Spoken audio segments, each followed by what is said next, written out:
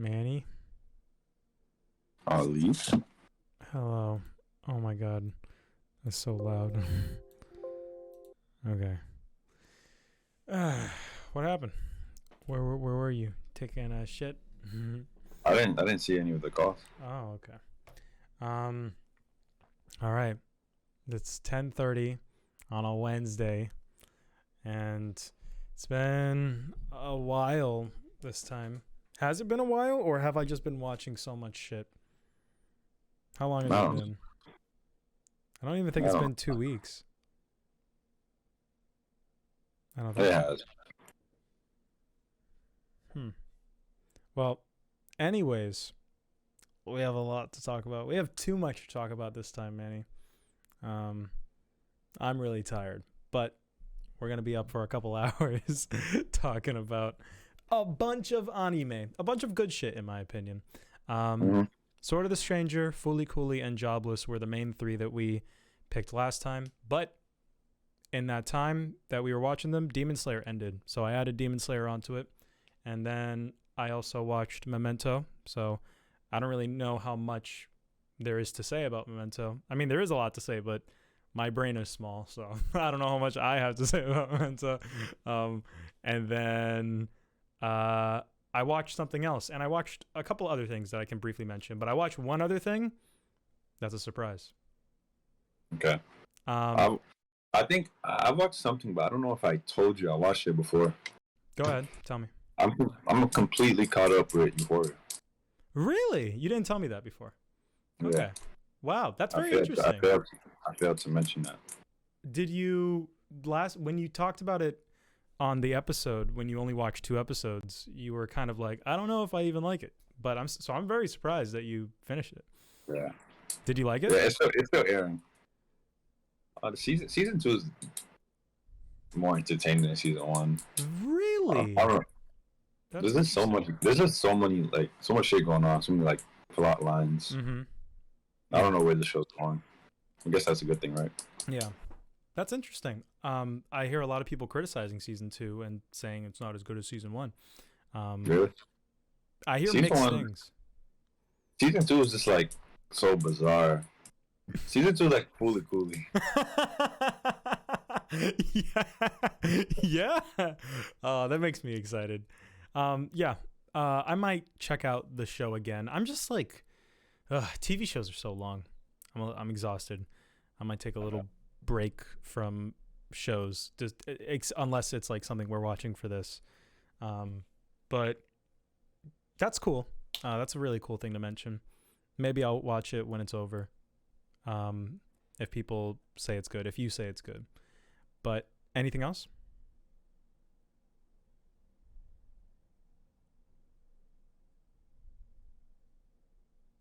No. Okay. Where'd you get the pink do-rag? That's a new one. Have you always had that? I've always had it. You've never worn it on the thing. You always wear the blue one. I swear I did. No, you didn't. I'm 100% sure you did not. I will. You have to watch the old clips, man. Okay, I will. All right. Well, let me see. So I watched Memento, but I also watched some movies that I think would pique your interest. Have you ever heard of American Psycho? Yeah, I watched it. Oh, you've seen American Psycho. Okay, well, I watched American Psycho for the very first time. It's fun. Yeah, in theaters. So that was that was an experience. We don't really have to talk about that, but that's a very interesting movie. I think there's a lot to talk about if you're prepared to talk about it, but it's very confusing, and I enjoyed it.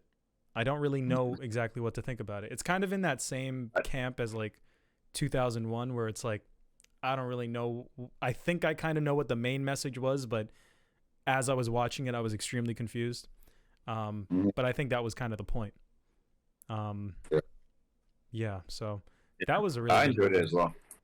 Yeah, I think if I understood it, it would be like a masterpiece. Like if I truly understood like every facet of it. Because whenever I look things up, I'm like, oh my god, that's so smart. Like that's so cool. So, but yeah, American Psycho was a really good movie. It was Louis Blanchard's like birthday recently, and Oh, really? Louis is a weirdo. Like, you know, so like, you know, he loves Taxi Driver, he loves Fight Club. Like, he said Fight Club is like his favorite movie. So I was like, all right, Louis is one of these people. If he likes Fight Club, then he's probably gonna like American Psycho. So I gave him American Psycho on Blu-ray for his birthday, and he's like, oh my god, like, how did you know this was my favorite movie? And I'm like, I thought Fight Club was your favorite movie. And he's like, no, now this is my favorite movie. And I was like, you already saw it? And he's like, yes, this is amazing. And I hadn't even seen it when I gave it to him. So it was very coincidental. They all aligned. So yeah, American Psycho, certified hood classic. I really enjoyed that. Let's see what else I watched. I'm trying to save the big one. I tried to watch Peacemaker, but I didn't like Suicide Squad. So I didn't want to watch Peacemaker, and I was only watching it because my friends were telling me that I should watch it. And it was bad for the same reasons that I thought Suicide Squad was bad, because they have the bad guys. You're talking about the second movie? Yeah, the second one. Yeah,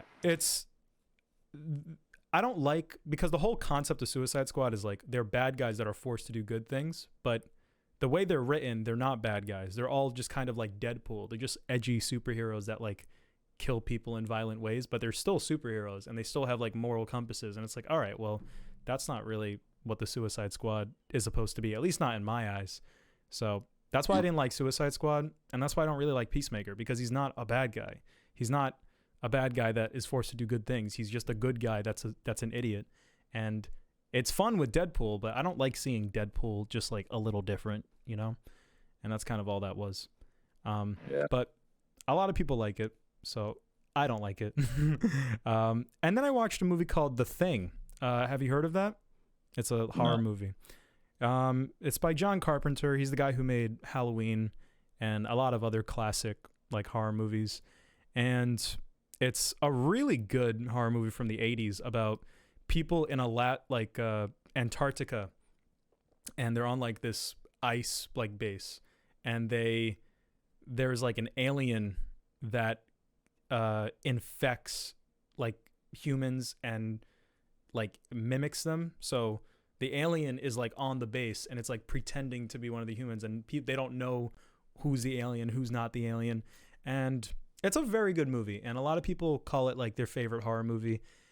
And I think I'd call it my favorite horror movie too. So that was a fun watch.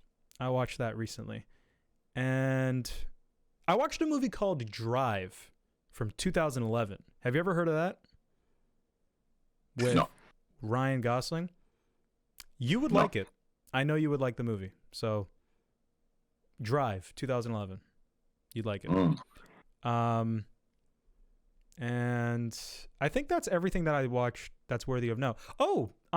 Smiling Friends. Have you heard of Smiling Friends? Mm-hmm. Did you watch it? Mm-mm. Okay. It's funny. I think you'd like it. Have you seen any clips? Mm-hmm. Yeah. Any good clips? I didn't see clips. I saw like the trailer. Okay. I get the gist. Yeah, it's there's only 8 episodes, and each episode is 10 minutes long. So it would take you like an hour to watch the whole thing. So yeah, if you want. It's on HBO Max now. And that is all that I watched. That's all I did.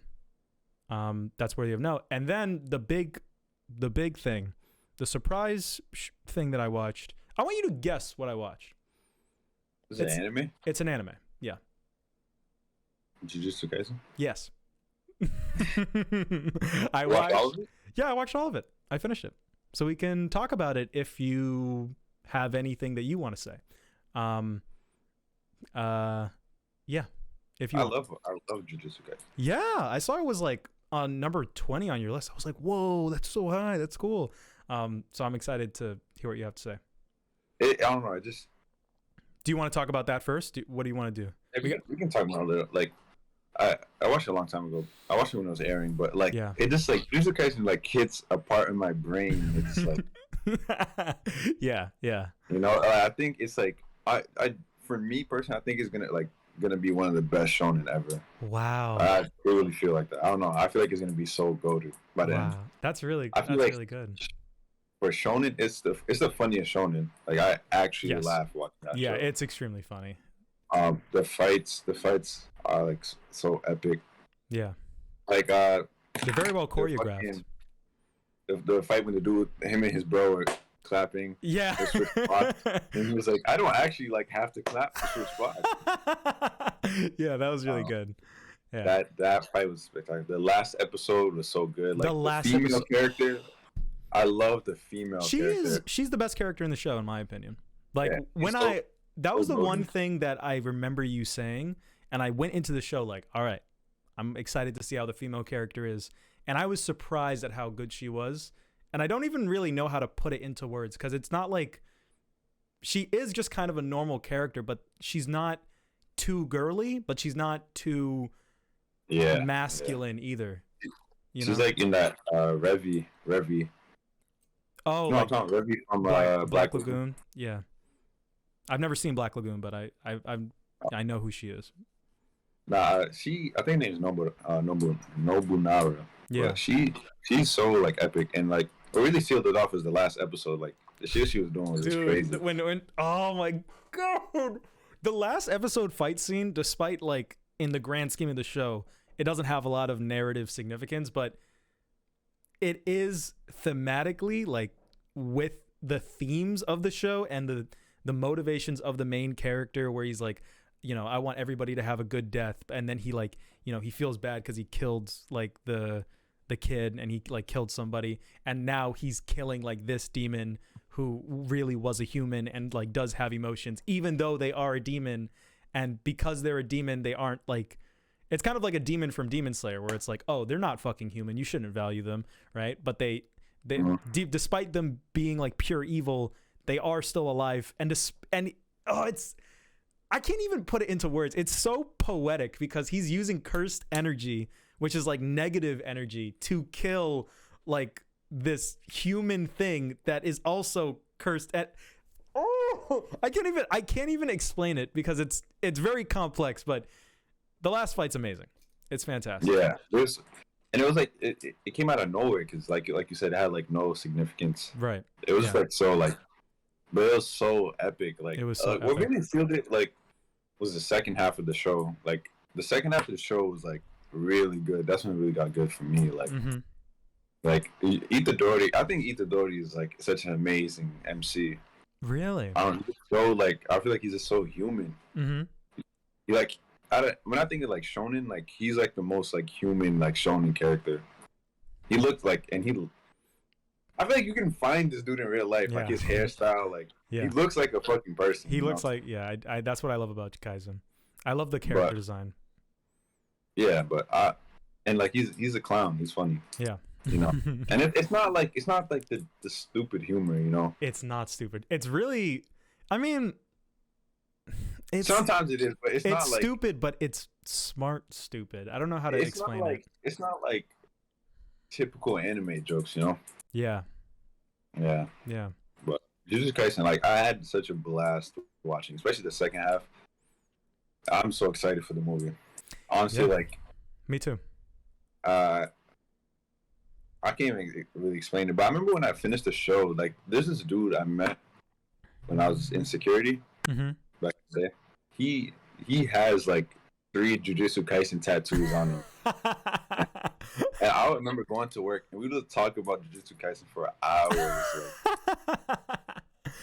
We would talk about this shit for hours. I wish like I remembered like everything like I did back then, because I would go to work and see him like, you know, like we would just go back and forth. But while it was airing.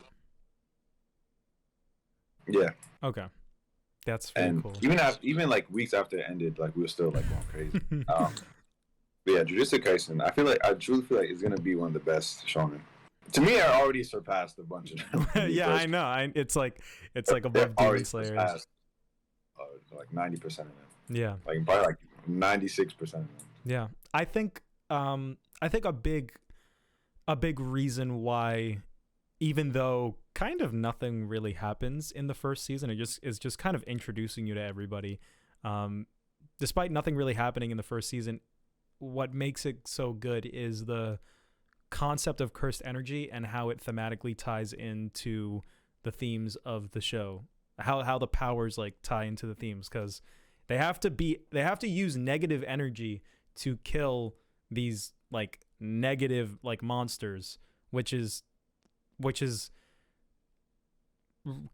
juxtaposed to the MC who's trying to be kind and trying to be nice, and it's very thoughtful in that sense. And I love the bad guy. I love the way they explain how the bad guys like motivations are. Like in Demon Slayer, the demons are like, I'm evil, and I'm evil just because I'm a demon, and that's it. But in Jujutsu Kaisen, he's like, yeah, I'm a demon, but and I'm evil, but like, why do I feel these emotions? And he like legit explains it like in detail, like why he's like evil.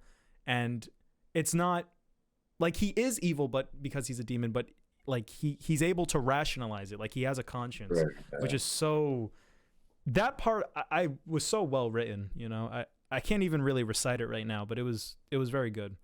That whole arc with like him and the kid. And yeah, I feel you. Yeah, I think that's the core of the show. I think the cursed energy, because that's to be honest, the concept of like the other school and like the clans, it's not like super necessary for the main story. You don't really need that, but just the idea of getting to see more characters and more powers is fun. It's fun to watch them all fight each other. Yeah, their powers are interesting. Yeah. Mm-hmm. It's super interesting. It's not as intricate as like JoJo fights, but for like this style of like battle shonen, like the fights and their powers and how they use them are like way more interesting than a bunch of shonen. Yeah. To be honest. Like whenever they did the schools fighting thing, like, that shit was a blast. And then the dude came, and Gojo's funny as shit. Yeah, he's a very cool mentor kind of character. I love that the show just like immediately says like, yo, could you beat the main bad guy? And he's like, yeah. I would mop that nigga. Like, it's like that's so cool. Yeah, it is. So it is cool. really cool. Yeah, he's so OP. Yeah, I like that the show by the end of season 1, the show kind of establishes like, yeah, we gotta change our rating system, bro, because everyone's a god in this show. I think that's so funny that like it's like, yo, these are special grades, and then by the end of season 1, like they can kill special grades without even like trying that hard because they're all just that good. I think that's really cool. I can understand if someone doesn't like that, but I think it's really nice. Like the part where Fushiguro, the guy with the broccoli hair, I don't know how to pronounce his name, but I don't remember what Goro says, but I read a YouTube comment where the guy was like, Goro basically just said to Fushiguro, yo, don't you want to just go ape shit sometimes, bro? And Fushiguro was like, domain, and he's like laughing, and he's like, I don't give a fuck anymore. I love that like last bit. I think that's really cool. But like, you don't see that in anime, Yeah. Now, there's a lot of shit you don't see in anime in the show. Like when the dude, the clap dude was like, what type of girls you like? He was like, yeah. Like I think he said Jennifer Lawrence. He's like, I like girls like Jennifer Lawrence. Yeah, tall. The dude like started crying. Yeah, the tears are like running in his mouth. And he's like, oh my god, I found my best friend. Yeah, that's really funny. And then like, say it again, that fight with oh my god, that shit was so cool. And Gojo, like Gojo himself, like all his fights, you can like just immediately see how OP he is, like with the infinity thing. Like he stepped on the bug, and the bug is still alive. Yeah. Oh, that's so cool. It's so it makes it so interesting for shonen to like approach the show in that way. And if this didn't have the nuance that the cursed energy has, it wouldn't work. If this was like My Hero Academia and they wanted to kind of approach it in that way, or if it was like even like something like Naruto, if it wanted to be like, yeah, I'm the good guy, I'm the main good guy, and like I can mop the bad guy like right now, like that, it wouldn't work in that. But because of like the themes and how they tie into the show. Like, it's okay for the show to do that because that can carry you through it, even if like the power scaling is going all out of whack. Right. I really like how unique this show is. It is super unique. Yeah, I love the art style. I love the animation art style. I think the show looks beautiful. Yeah, especially like that school when their schools are fighting, and they were fighting that little monster cursed energy guy, and like know how he would like he was like the nature power, and then like the flowers around him would like bloom and blossom. Yeah, I remember that part just looking really good. Yeah, I think if there's any criticism that I would have about the show is that it doesn't look bad. It's a good looking show, but it doesn't. Now, granted, based on all the things that I have watched recently, this was the last thing I watched out of all the anime that we watched for what we're doing right now. And compared to Sword of the Stranger, Fooly Cooly, Demon Slayer, Jobless, and like Studio Ghibli movies and stuff, I don't consider this to be in the same tier as those. I think if we had to have tier list for animation, like Ghibli movies, Demon Slayer, that's like God tier.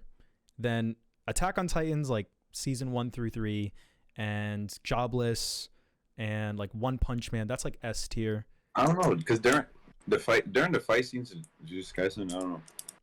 I feel like it's not Demon Slayer. Yeah, I wouldn't say Jobless is better. You don't? Okay. Maybe because I just watched it recently, but I would say Jobless is better. I think that the fights in Jujutsu are... I think when you have a fight scene, there are two kind of like animes that exist, like production value. There's the fight that looks good the entire time, and then there's the fight that looks good for like a couple shots, and then the rest of it looks like normal. And I do feel like a lot of the fights in Jujutsu, while they are directed very well and like what's actually happening is great, and like the shot composition is good enough to where even if the animation's like whatever, you're gonna be able to like enjoy it. I feel like there are just moments where the animation goes like super hard. Like in the fight with the demon guy, I feel like the animation goes OD when they start like fucking jumping him, like double teaming him, and it's like boom, boom, boom, boom, boom. It does that. And then he does his like little domain expansion. But every other part of the fight doesn't have that kind of production value.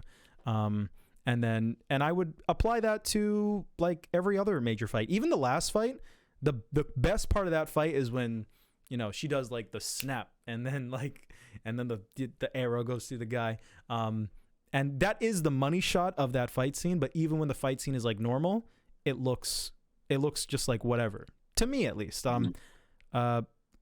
That was the one thing that I was very surprised about getting to the show, because everybody's like, oh, Studio Mappa, like they're so good. And I don't know, my only impression of Studio Mappa is the trailer for Chainsaw Man. And I think the best parts of Jujutsu Kaisen are on par with the trailer, but I think the best parts of Jujutsu Kaisen are like a handful of shots. I wouldn't even go as far as to call like a full fight to be like extremely well animated. Honestly, the best animated fight was the one with the blue-haired girl and the girl with the glasses.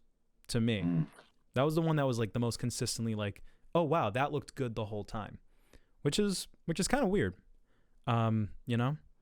And once again, that might just be because I watched Jobless and Fooly Cooly and Sword of the Stranger and Demon Slayer, especially Demon Slayer. Like, you know, to go from Demon Slayer to this is just like, but it didn't look bad. But that's like my one like kind of hot take, I guess. Especially when you look at the movie, it's hard to like call this like really good when you look at the trailer for the movie and it's like, oh wow, yeah, the movie looks like way better. So yeah, I'm excited for the movie though. Yeah, I'm really excited. That's gonna be good. So with Demon Slayer, did you see both seasons?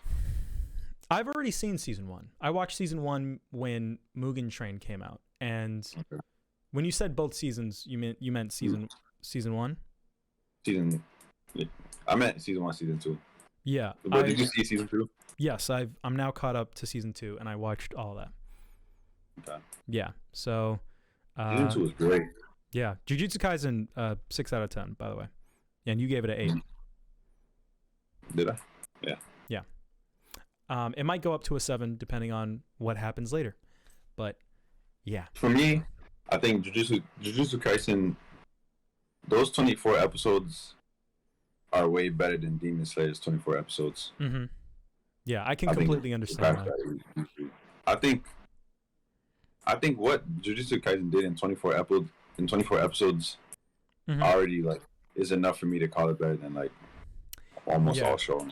Yeah, the reason why I give it a 6 is because despite my positive talking of it now, my actual experience watching the show, I was very like I was not having a lot of fun because in the moment, I don't know why this happened. It wasn't because I was like on my phone or wasn't paying attention, but I think the cursed energy just kind of flew over my head, or like the appeal of it. Like I was watching the show and I didn't really care about the concept of like curses and cursed energy or any of that. So the only things I cared about were the main story about the bad guy being inside the dude and him collecting the fingers, and the main 3. And when he got separated from them and he was by himself for like a mini arc, and then he goes back to them and then he's not even with them and he's like fighting some other guy and they're all separated and they're introducing all these new characters that I don't care about. I was underwhelmed throughout that because I didn't really want that. So I actually finished the show with a very like negative impression. I'm like, what the fuck? What was that? But in post, I kind of realized that I kind of like looked up stuff and rewatched like certain parts, and I realized that like cursed energy is kind of cool, and I just for some reason didn't really get it. It was kind of weird. I actually was like the other day I was like, you know, sitting here typing like, oh, I'm gonna be like, you know, objective, like cynical alley, and I'm gonna like make fun of the show. But the more I sat down and I was typing, I kind of realized like the show's not bad. It just didn't really click with me. And the more I've been thinking about it, you know, the more I actually am like growing to like it because it's making more sense to me. So I actually, when I finished it, I gave it a 5, and I'm bumping it up to a 6 now only because of my post reaction to realizing that it's not that bad. So in reality, it might be an 8, you know, it might be an 8 out of 10 show. But on my scale, I don't think it's going to go any higher than a 7. In reality, because you know how I am, I like to rate things objectively regardless of how I feel. So like, you know, I can't help but acknowledge the feelings that I had while watching it of like, oh my God, I can't believe they separated him from the main group. Like, I didn't really like that they did that and da-da-da-da-da. I still kind of feel that way, but a part of me understands the appeal of that. A part of me now grasps what they were going for because they want to introduce the bad guy and they want to introduce his philosophy when it comes to, you know, being a curse, and they want to introduce all these new characters so that you can see cursed energy. Now that I get that appeal, I understand that it's not bad, but I don't really know if that counters my original feelings while watching it. So it's like my original criticisms that are kind of invalid now, but these newfound realizations that don't exactly counter these feelings that I still have that were criticism. So they're kind of like clashing with each other. And I don't know. I'm going through the process of figuring out how I feel about it, but that's why it's a 6 for me. And yeah, I think it's completely valid. Like, I understand why people like this. I understand why it's popular. The only hot take I have is like the animation. I think it's fine, especially compared to like what we consider to be like the best looking shows, you know? But I will say the character and the soundtrack. Oh my God. Oh my God. The soundtrack is amazing. I know you don't really like ever like pay attention to that stuff as much, but like it's beautiful. I love the song. I've been listening to that shit so much like in the past 2 days. Yeah. The song that they play in the final battle is amazing, Manny, because it's like a hard like metal song. and it's like and it's like the guitar's like and the lyrics are like aligned with what's happening in the scene. Like it's aligned with like what's going on in that moment. It's you could do like a whole fucking YouTube video breakdown of that fight, bro. It's really good. It's like it reminded me of like the Chimera Ants from like Hunter x Hunter, but like in one fight scene. Like the entire message of that arc contained in a single fight. I was like, oh, it's so good. So beautiful. Yeah. Chimera arc. Yeah. So let me peruse my notes real quick. Before I get to it. But yeah, great soundtrack. Amazing power system.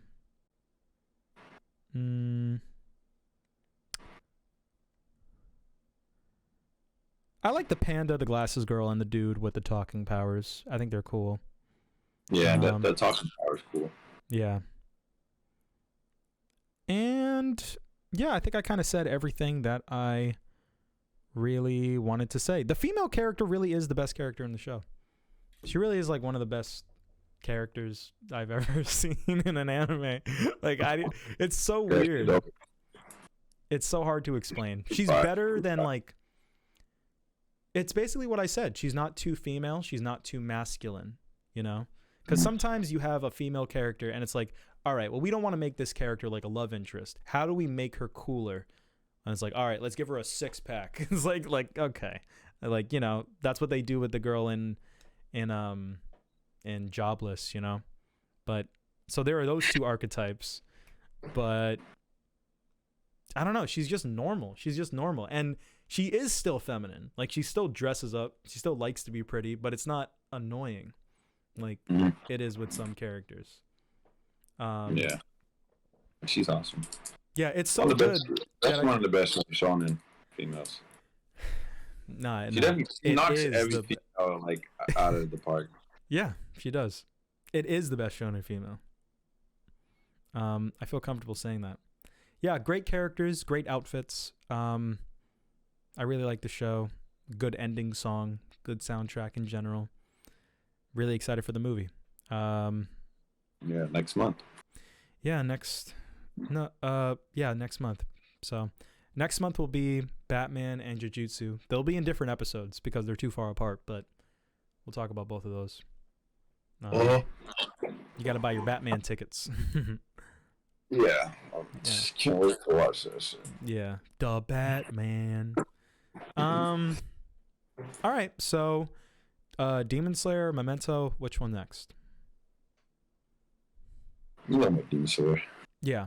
Demon Slayer season 2. The Sound Hashira. Go ahead. I think season 2 was better than season 1. Yeah. It was really good. Do you think it was better than the movie? Yeah. Yeah, me too. Thought it was great. Uzui was amazing. Yeah, he was really good. Like throughout the whole thing. He's super interesting. And he's already retired. But yeah. It's like I felt his like energy through the screen. Yeah, I know. Yeah. You know when that Inosuke got stabbed, fucking Uzui is just on the ground, and then the episode ends. The next episode he just gets up. Yeah, he's so good. Like huge smile on his face, and he's like, "I'm not gonna lose." And he's like, yeah, so good. Yeah, he carried the season. I feel like if it was someone else, if it was some other Hashira, it probably wouldn't be that good.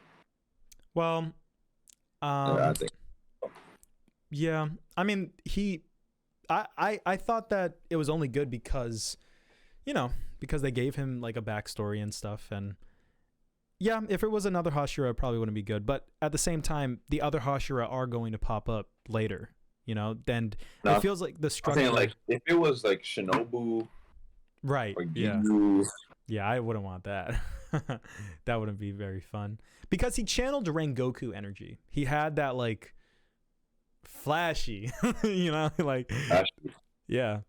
I really, yeah, I really like his backstory. I really like how he's not gay, but it really, his backstory does have the parallels of what people who are gay would go through nowadays, where like he has like a very unique persona and a very unique like way that he likes to express himself, and he doesn't feel like he can do that in his family, and he didn't feel like he could do that with his dad.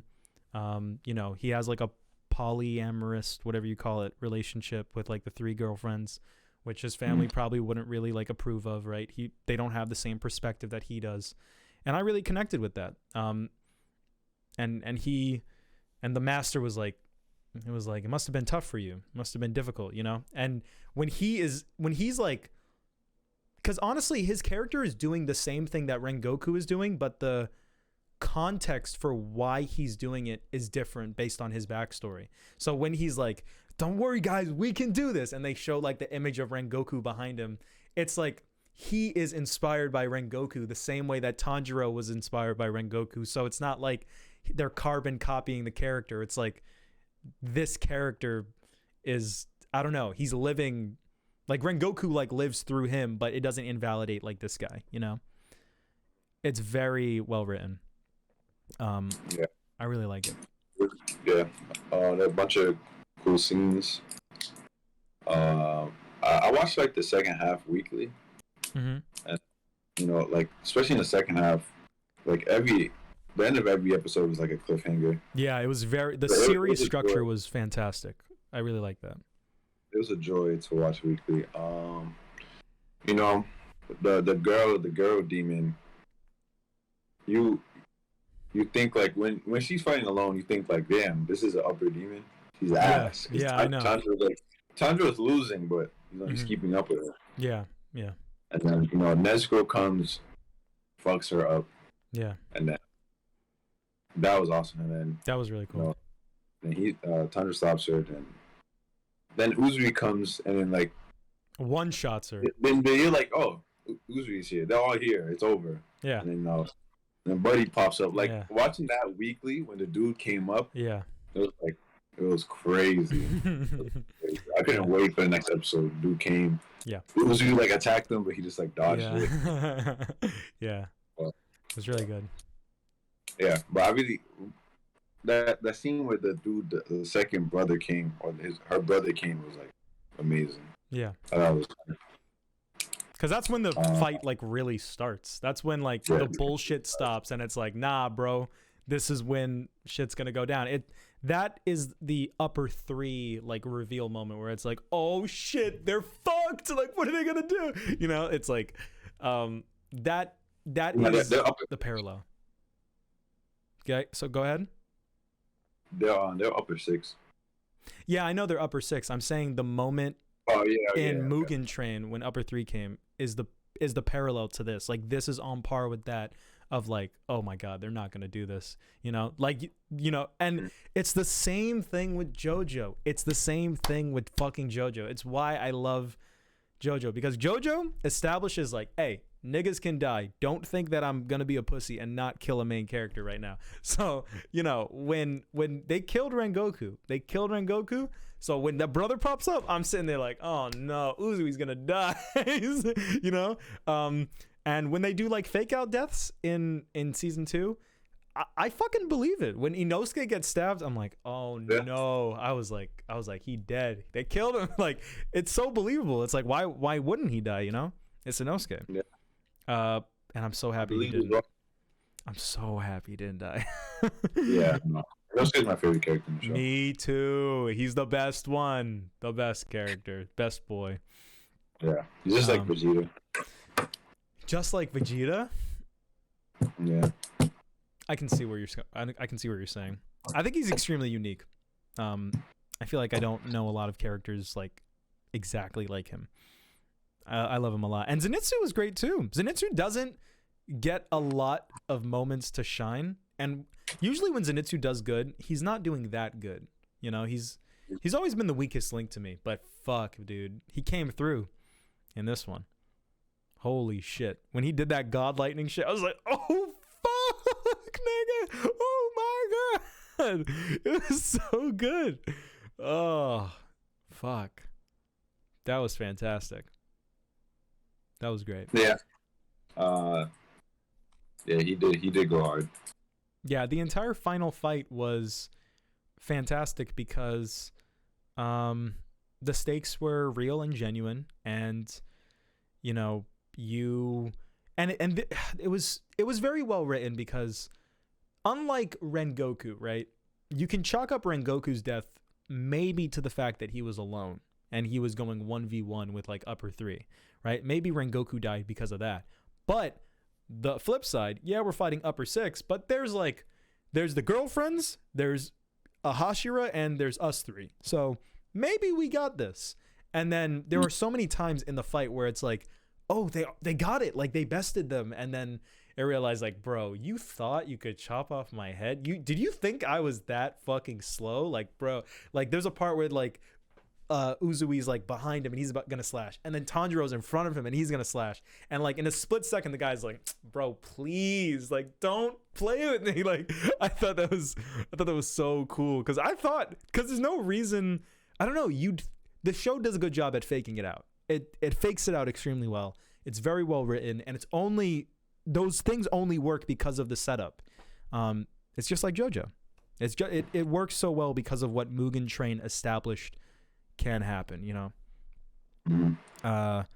Extremely well written fight scene. I think episode like 7, I think, is when it starts. I think episode 7 to the ending is literal like amazing shit. Yeah.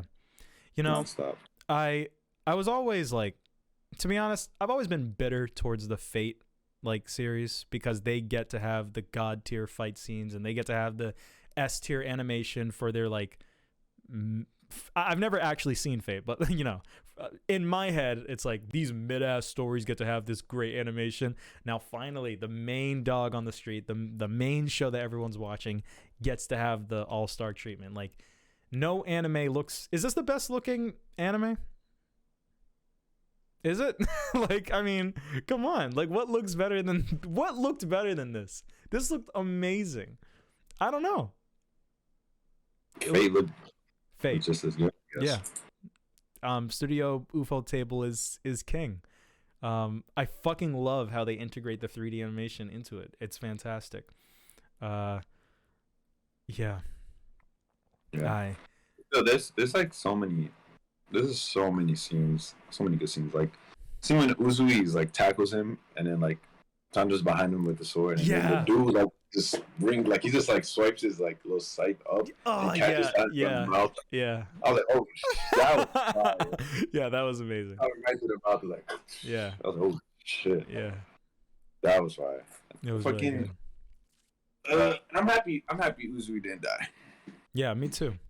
I feel like if Uzui died, it would have been like, Hashira's gonna die every time type of thing. You know? It would have been like, it wouldn't have had the same impact because like, oh, it feels like you're just killing him because you have to kill him.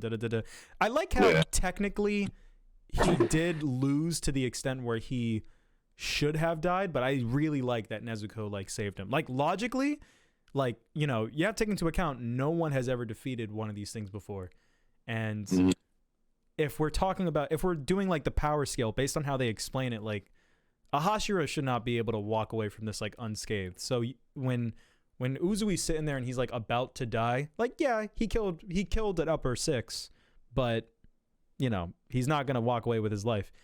But Nezuko being here, and because Nezuko's the only person like that's a good demon like ever, so it's completely justified that like he's able to kind of get away with that. Because Nezuko's there. The same with Inosuke. Like, you know, Inosuke should have died, but I like the Nezuko excuse. It makes sense because no one else, like, Nezuko's the only person like that exists, you know, that's like that. And you know, I think it makes a lot of sense that they win because sometimes it's when you write a fight scene and you tell the audience like, oh, this character has never been defeated for 100 years.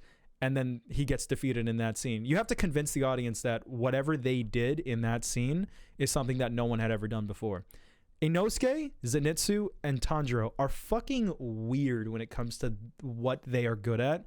Zenitsu, like, there's probably no one else that's ever been like Zenitsu, like, that can do what he does. And there's probably been no one else like Inosuke. And there's probably been no one else that has had that, like, team dynamic that they have, you know? So you got these three weirdos that are OP all in their own unique way. And then you have Uzui, Ahashira, and his three wives that all have, like, you know, shinobu like skills. So it Nezuko. Yeah, and Nezuko. So, like, when they beat the upper six that the show hypes up, like, yo, no one's ever beaten these guys, like, they're fucking great. It makes sense. Like, it's like, yeah, like, it makes sense that they would beat them. But it didn't make enough sense to where you were watching the show like, oh yeah, they're gonna beat them. It's obvious, because it wasn't obvious. It was like, I was literally on the edge of my seat, like, are they gonna beat them? Like, I don't know. Yeah. Yeah, you did not. Very well written. It's a great fight scene. Yeah, the scene in the last episode where their master was, like, hyped because they killed one. Dude, that shit hyped me up. That hyped me up too, because he never react when Rengoku. After I watched that, I rewatched the part where he reacts to Rengoku, and when Rengoku dies, he does the thing that he always does. He doesn't, like, frown, he doesn't, like, cry or anything. He just, like, solemnly is like, oh, I see, Rengoku's dead.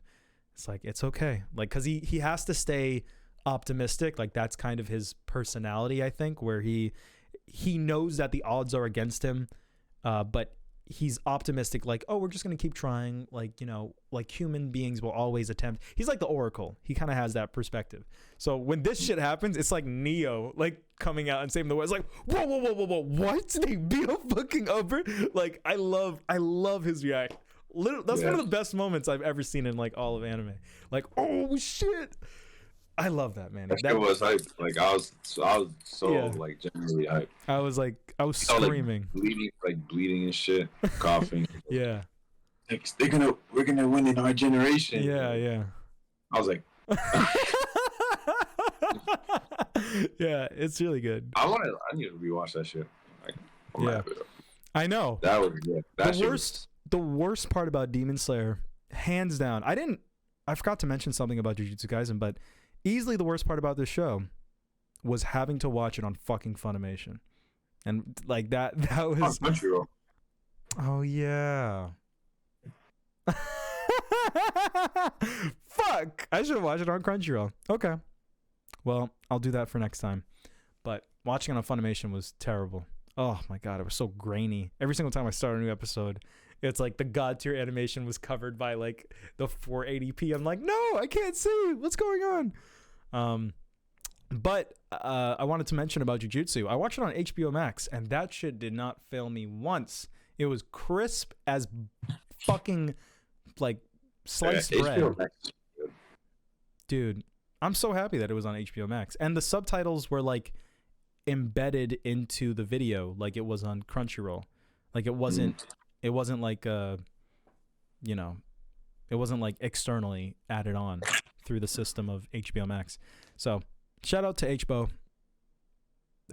But yeah, Demon Slayer was good. Shout out HBO, because they're letting me watch fucking thing too. Euphoria. Yeah. I will say the first 4 episodes, I do have some criticisms. The first 4 episodes, when they're, like, searching for her, binging it felt long. It was like, it took a while, you know. It makes up for it in the second half. Like, the second half completely, like, justifies that first half. But if I ever rewatch this, I'm gonna consider skipping those episodes. You know? Yeah, those episodes were ass. Yeah, it's hard for me to criticize, because it's not even like a clever game of cat and mouse where, like, she's trying to hide and they're trying to find her. It's like she's just doing her thing and they're just trying to find her, and, like, they're just taking a really long time to do it, even though what they actually do to find her doesn't take a long time. Like, in the show it takes a long time, but what they do, it isn't a lot. You know, like, it's not justified in taking a long time. Like, literally, Inosuke sniffs out the rope, like version of her. Zenitsu meets her face to face and gets captured, and then Tanjiro meets the random like other character, and then they meet, and then Inosuke and Tanjiro meet that night, and they're like, all right, well, Zenitsu's not here, so it's probably in his house. Let's go to his house. And then Tanjiro goes to his house, and Inosuke follows the rope girl, and that's how they find them. That's very simple. That's very easy, but it takes 4 episodes, and it's like, oh my God. And the first episode was an hour long. And I don't know. I was literally, I don't know. I don't want to complain about that one too much, but it was long. It took a long time to get to the good stuff. Yeah. And then when it did get to the good stuff, this is another major criticism, which is made up for in the second half. But I did think this was dumb.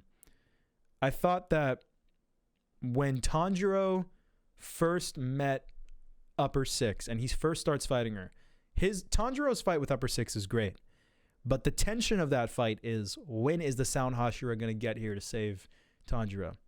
And it's a little bit of a ride your wave that the Sound Hashira takes that long. It takes him like 2 episodes. Tanjiro is out here fighting for who knows how long. Tanjiro and Nezuko. And it's taking him mad long. Because he goes to the rope people. Like he goes to fight with Inosuke and Zenitsu. But why doesn't he go to Tanjiro? Or like, what I'm trying to say is like Tanjiro, the Sound Hashira, his whole thing is sound. So when Tanjiro's out here getting thrown into buildings, like he should be able to hear that shit. And they also explicitly say many times like, dude, he's so fast. Like, oh my God. So like if he's super fast and he has super hearing, shouldn't he like go there? And if he doesn't want to go there because he hears what's happening underground and he's like, all right, let me do the underground thing and then I'll go save Tanjiro. They don't even say that, you know. That's really all I need. I just need a line where he goes, oh, I hear that over there. That's probably Tanjiro, but I hear this down here. Let me do this first and then we'll go over there. I just kind of needed him to say that, you know, because it didn't feel like there was a lot of urgency. And it was really frustrating because he has super hearing. There are a bunch of fucking explosions happening and he has super speed. Why is it taking him so long? So that was annoying. That's a small ride your wave. I can accept it because the fight with Tanjiro is just so cool. So it's like, I'll put up with it, you know, and it's so easy to fix, you know, all you had to do is just add 1 line. It's not like you have to rewrite the whole thing. So that's okay. I'll accept it. But that's those are like the main criticisms that I had for Demon Slayer season 2, but otherwise it was fantastic. God tier animation. I don't think I've ever seen a fight scene look better. That looked amazing. Well, you should watch Fate. Maybe I should. I think Fate's cool. Do you watch the movies? No. I don't want to though. Yeah. Okay, maybe we can watch them together. I bet the movies are insane. Yeah, I bet so too. I've seen the fight scenes in the movies. They look like better than this, like honestly. So yeah. Yes. Fate is such like Fate, the series, like Fate Unlimited Blade Works is like the definition of anime. It's so anime. Yeah. Such an anime show. Yeah. It isn't like the it doesn't give a fuck. The MC, the villains is so anime. Yeah. It's good. It's good. Okay. I'm glad you like it. Is it in your top 50? I think it's at the brink. Okay. Well, is there anything else that we have to say about Demon Slayer? Let me peruse my notes real quick. I think that's it. The animation was good. I did think it went harder than the movie. Yeah.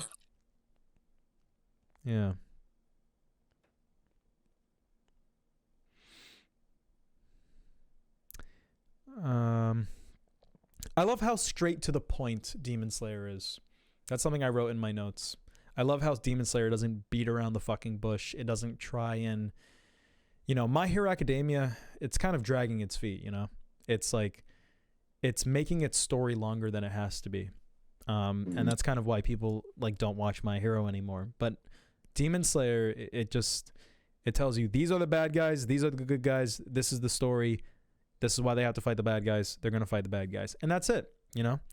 No extra fluff, no bullshit, no. There's a new term that I've coined for myself, like, I call it canon filler. My Hero Academia, like season 4, is canon filler. Like, it's canon, but it is kind of filler in the sense that it's canon. Like, it doesn't need to be there. You can take the overhaul arc and the gentle arc like out of there, regardless of Eri and Lemillion. Just don't have Eri and Lemillion in the show. Like, who cares? They don't need to be there, My hero is ass. Yeah, it's kind of turned like really not good. It's really sad. Honestly, bro, season 4 is just so ass. I think in a vacuum, they need to stop with this like school versus school thing. Like, okay, like please don't do another one. Like, I don't want to see school like there's Class A versus Class B anymore. Like, we know who's gonna win these battles. Yeah, you mean season 5? Was that season 5? Yeah, that was season 5. they did that. They did that school thing in season 5 and season 2, right? They did it in season 2, they did it in season 3, and they did it in season 5. They do it all the time.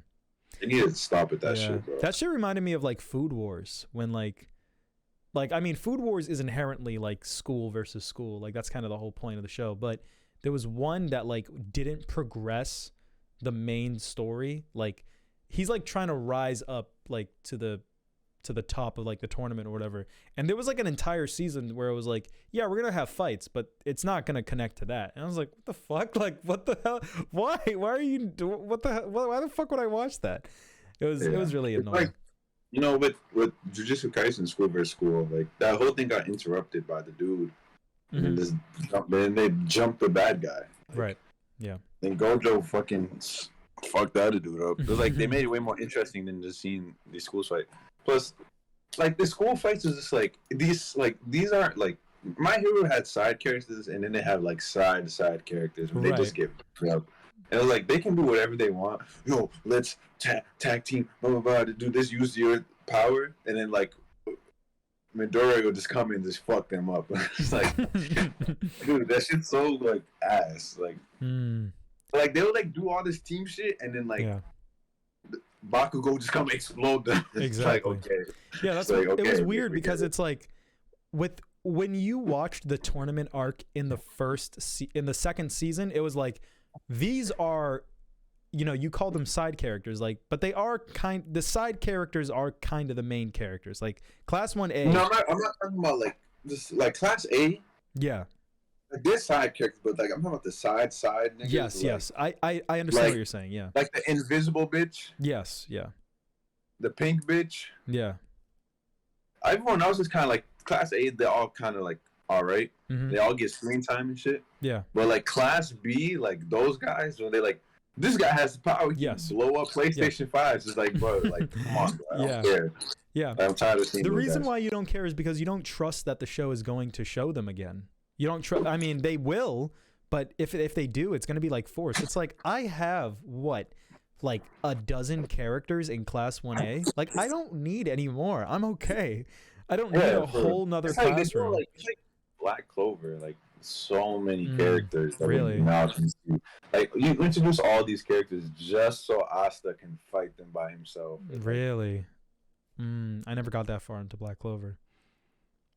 Yeah, well, like you know how they have all the factions. Yeah, the guilds. Yeah, all those fucking guys are like, this guy's the headmaster. Like, yeah, it's okay in the second season of My Hero Academia because they are your main characters, so like, it's fun to see that. I didn't have a complaint that, like, but the season 5 one was just like, come on. Yeah, and it's okay in Jujutsu because, the bad guys fucking show up. Yeah, and the curse power. When I was watching it for the first time, the criticism that you're making about season 5 is honestly the criticism that I was making about Jujutsu. I was like, I don't care about the second school. Like, we're never gonna see these fucks again. And I still kind of do feel that way, but you're right. The bad guy does come and fuck things up, so it's okay. But Well, the cursed energy is like fun, like thing is with Jujutsu Kaisen, like not only the second school, they didn't introduce that many characters in My Hero. Also, they all brought something to the table. Like the sound guy has such an interesting power we've never seen before in any anime. Yeah, well, the sound guy is part of the main group. In like the glasses girl, Panda, and sound guy, they are in like their school, So I'm okay with them, but I meant like the other school. Who's in the other school? Blue hair girl, robot guy, Toto. I mean, Toto himself was. Yeah, Toto was great. But he was like the standout.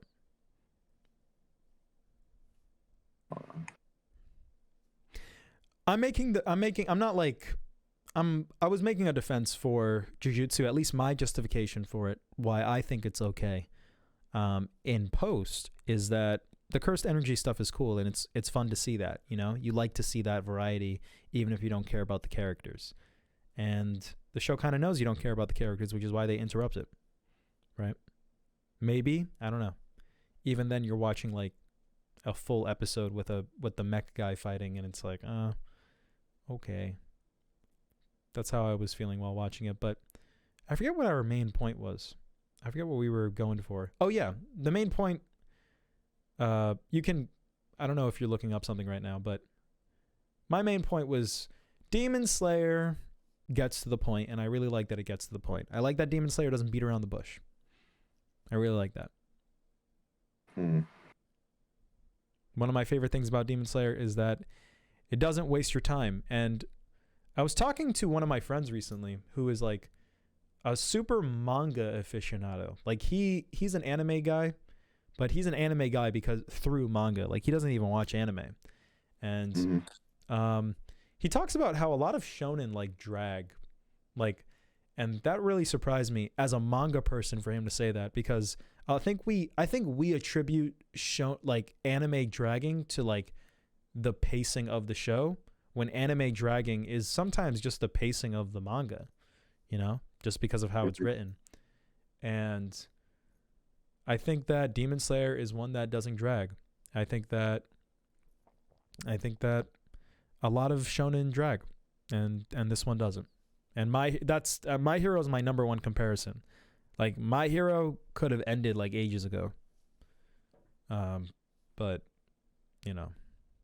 here we are. Yeah. So let me peruse my notes a little bit more.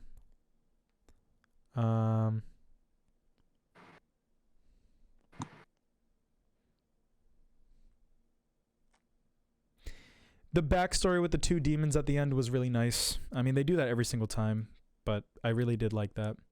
They didn't do that with Enmu. I just realized that. Like, when I watched that, I was like, oh, they didn't do that with Enmu at the end of, like, Mugen Train. That was really weird. They always do that. Interesting. But I really like when they do that. I think that's really cool. And then I really liked at the end when like all three of them hugged each other. And it's like, guys, we did it. We beat an upper. I thought that was very cute. And that's all I got about Demon Slayer. 7 out of 10. Yeah. Rating? Do you want to give a rating? I know you do ratings like mostly on the shows as a whole, not just on seasons alone, but I don't have a rating. Okay. Well, do you want to move on to Memento? Yeah, sure. All right. I mean, I don't really know how much I have to say, but god damn, this is a good ass movie. This one was real fucking good.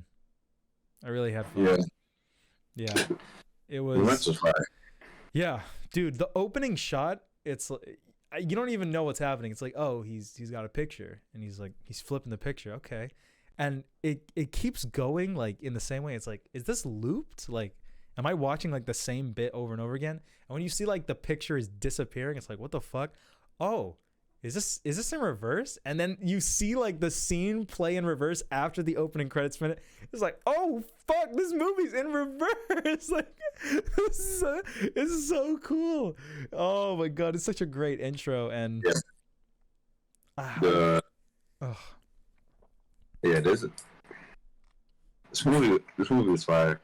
Yeah. And the movie tricks you with the black and white scenes, because the black and white scenes aren't in the past, but because they're black and white, they make you think it's in the past. Right. The colored scenes are actually like the ones going backwards. Right. Mm-hmm. Like, you know, when the dude's sitting on the toilet, and then like you would like a black and white scene would come, then like the next scene would be like how he got to the toilet. Right. I thought that was so trippy. Like, you sit on the toilet and be like, where am I? Oh my god. There's like so much. I didn't know what the fuck was going on when I was watching it. It was so it was complex, but I think unlike Tenet and Inception, which are just, it's honestly like incomprehensible sometimes, I think this movie was pretty easy to follow, despite its interesting concept. I think it did a good job at making sense, you know, at least for me. I'm thinking it's hard to follow. Okay, well, I haven't seen Inception, but I was just basing that. I haven't seen. No, I saw it when I was younger, but like everybody just says that. And when I was a kid, I didn't like understand it at all. But Inception is but a dream and a dream and a dream. Okay. Ain't hard to follow. All right. I feel like this one, because this one plays with your head, because you assume the black and white scenes are in the past, but they're not. So the movie tricks you because you automatically assume black and white is in the past. Yeah. One of the best parts of the movie is when like the black and white like fades into the color, and now you're like watching like present. That shit was so fun. And then like, you know, the ending when the dude was like, "You already killed him." Yeah. Like, you already killed John G. Yeah. And he was just making him kill people, like people for him and shit. Yeah. And then he's like, when he was like, you know, like the question is like, should he just like forget, right, just move on, or should he just like make himself like think he's still on the hunt for this guy and then kill like the cop guy? I thought that was so cool how the movie like ends. Just he's driving the car. He's like,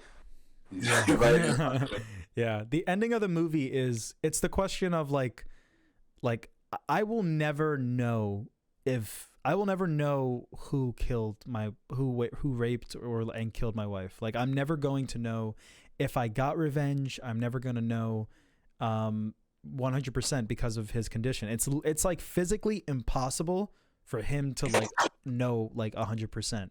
So at the end of the movie, he kind of tells himself like, you know, should I lie to myself to make myself happy? And he basically just says, yeah, like I will. And that's what he does. He's not even like, yeah.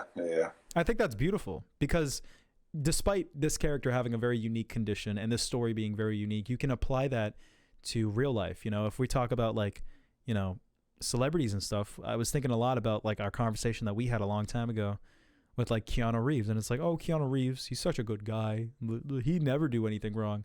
It's like, we don't really know, you know. It's like we you know, I don't even really know you. I don't know. You could be American Psycho. You could have a person's head in your fridge. I haven't seen your roommate in a long time. You know, so like, we lie to each other. We lie to ourselves on like a daily basis about a lot of things, about our trust in the people that we watch on YouTube and in our movies, our trust in our friends, specifically our trust in our governments and stuff. And it's like, in order to be happy, you're never going to know these things. I'm never going to know what if I got chipped from the vaccine. I'm never going to know if Keanu Reeves, like, you know, cut off someone's head and put it in his freezer. I'm never going to know if my friends are like bad people and they do bad things. But, you know, I have to just lie to myself. I have to just tell myself like, no, it's fine. And I love that ending. Like, that's the message of Memento to me. You can't. There's like no way to do that. So like, what should you kill yourself? Like, you know, because everybody has to do that. Like, yeah, this guy has a unique scenario, but we all do that on like a daily basis. And that ending is perfect. And the final line of the movie, it's like, so where was I? That shit is so fire, man. That's so good. Yeah. And that's when he gets the tattoo. Yes. And the guy comes in. He's like, who are you? Yeah. It's so good. It's so good. I love that the movie ends there because like. Yeah, I know. It's so like. It's because the ending is what he's saying and what he's thinking, not necessarily what's happening in the scene. Like in the scene, it's like, oh, like right now is not a very eventful thing. Like this is when the story starts, right? Like this is when like the loop is completed and we kind of have seen the full story. So the natural next step would be that boring scene of him getting the tattoo. But narratively, this moment is like the most impactful because of what he's thinking and the conclusion that he's come to. And it's what the entire movie was building to, despite it being in the beginning of the story. It's so like, it's so amazing. I really just wanted to talk about the ending because that was the big thing that impacted me. I love endings like that. Yeah. Reminds me of like Shamai Shampoo. Nah. Yeah. That reminds me of the No Country for Old Men. Yeah. Well, it's not like a loop kind of deal, but it's like the movie just ends on like a line. Yeah. You know, it's just like the line isn't like in No Country for Old Men. Like the last line of the movie has nothing to do with the movie. Right. Actually, kind of does, but it's not like really like. It's not about tied the to plot. It's about the plot. It's not about the plot. It's about like the theme or whatever. Yeah. I love shit like that. Yeah. And I hear people like be like, "Yo, like No Country for Old Men." Like I hated the ending. I'm like, don't talk to me. Yeah. I completely understand. But this movie ending is so cool. I love this reverse style, the black and white. Yeah. I love how like it for me it was confusing because Trinity made it confusing. Yeah, because she was fucking lying.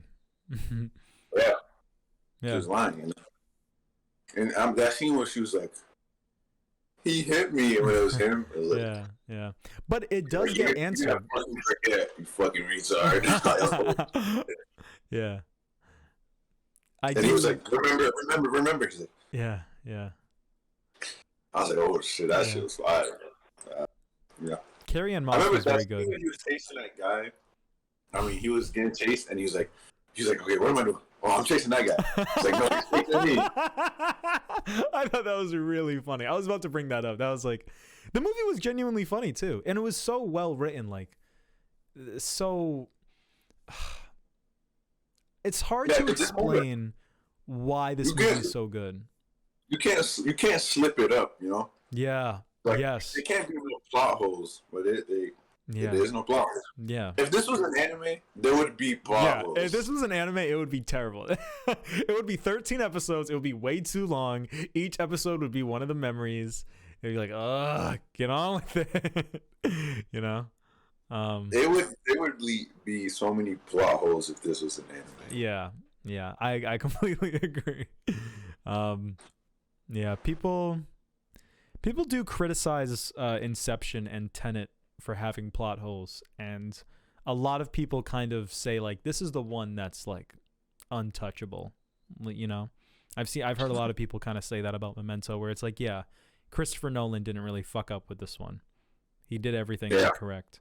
And I can't speak for Inception or Tenet for them like not making sense.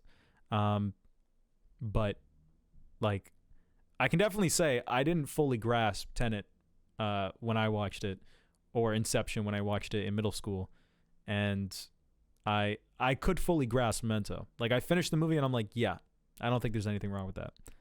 Like I didn't finish it thinking maybe there's a plot hole that someone will point out later. Like because I don't know, it all makes sense. You get to see every bit of information. Like nothing happens really off screen, you know. Yeah. There's a scene by the end where like he's like on a bed. Yeah. And he's like, you know, the tattoo under it. It says like right here. It says like you avenged her, or you got your revenge. Remember that scene? Yeah, he was closing his eyes and he was imagining it, right? Yeah. And a cool thing about that scene is that the scene makes no sense because the tattoo, like, remember how the girl was like, "Why are your tattoos backwards?" Right. But that tattoo, it wasn't backwards. No anime would ever be that smart. Oh man. Got to change the title of the podcast. Ali and Manny talk good movies. That's really good. Yeah, I didn't even notice that. Thank you for bringing that up. That shit was fire. I was like, oh shit. That's so cool. Yeah. Great ending. The movie was enjoyable. Yeah. The ending. Like the ending was so like. The ending is fire, and I think that even if you don't understand the full gravity of like what this movie is saying and what it means, and like you don't connect it to your life personally like I do, it's still like, you know, I think if you're a casual, I think you'll like this movie. You know, it's fun. Yeah, I think so. You know, he's just trying to connect the pieces and stuff like that. But yeah, I feel like everyone can connect to this movie because it's like about kind of like false memories too. Like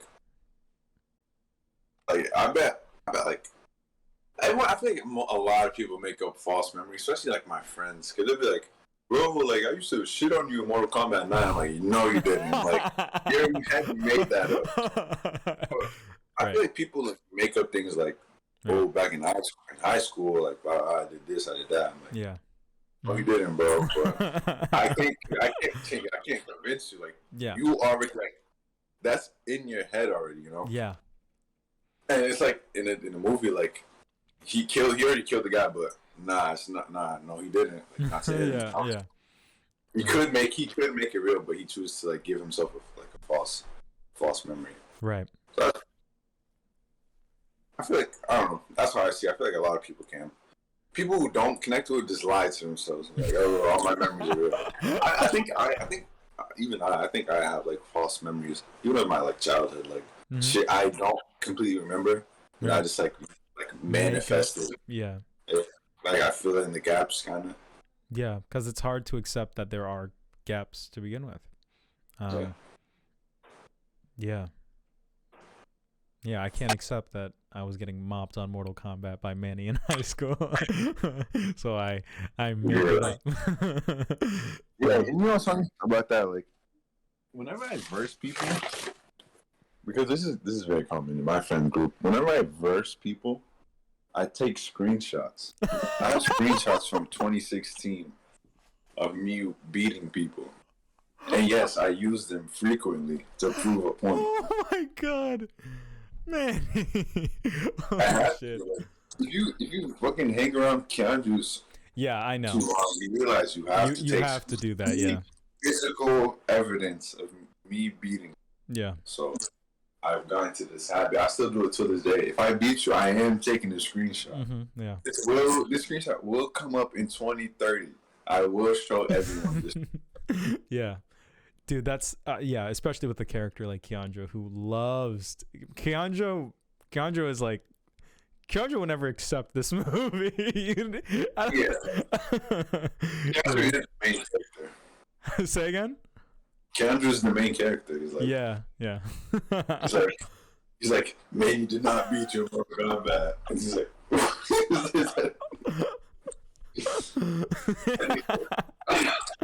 yeah. Goes to school tomorrow. You did not beat me, Mortal Kombat. Yeah. If that's the only way that he can be happy, if he can't accept that, then you know. Bro, man, I have so many screenshots of people. Yeah. Like 2017, I was literally sending screenshots to the PlayStation chat a week ago. That's so funny. Yeah, I really like what you said. I never had that perspective of like Keandro and PS4 chat. I know that's like a funny thing, but I truly feel like that. Yeah, I know. That's really cool. You know what I mean? Like, I feel like I don't even know if like my memories are really real. Especially now, like my soccer memories of like my early years. I have like memories of me like scoring goals. Yeah. Like things in a soccer match. I don't know if that shit happened. I truly don't know. You don't. But I feel like it's so vivid in my mind. But like no one remembers, you know. Yeah, it reminds me. It reminds me a lot of Ghost in the Shell when, like, I don't know if you remember that movie that much, but like there's a character who like he's like, yeah, I have a wife and kids, and then they're like, no, you don't. Like, this was like implanted into your brain. Like, you got hacked. I'm sorry, you never had a wife and kids. And you know, it's like your memories do create you. You are what you remember. So if you don't remember, then who are you? Who is Keandro if he didn't beat you in Mortal Kombat? You know? Like, he's just a loser.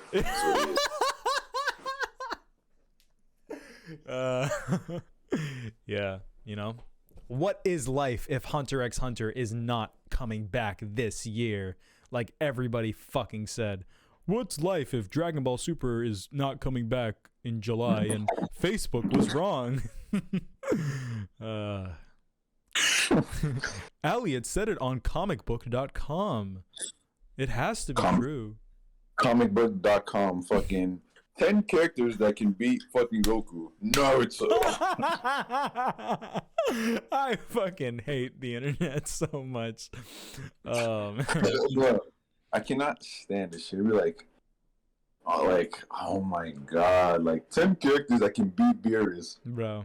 Fucking Tanjiro. Like, I can't stand ignorant anime people, bro. People that write articles on the internet and people that like just aren't well versed into anime. I cannot stand people that told me Hunter was coming back. I was like, shut the fuck up. Like, be quiet. You don't know what you're talking about.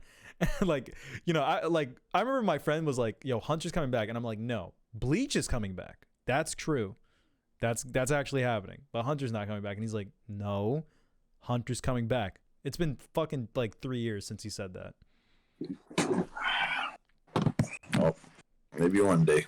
Yeah. So, but in regards to what you were saying, like, you know, everybody lies to each other. We make fun of Keandro, but, you know, you were talking about your memories. You don't really know that.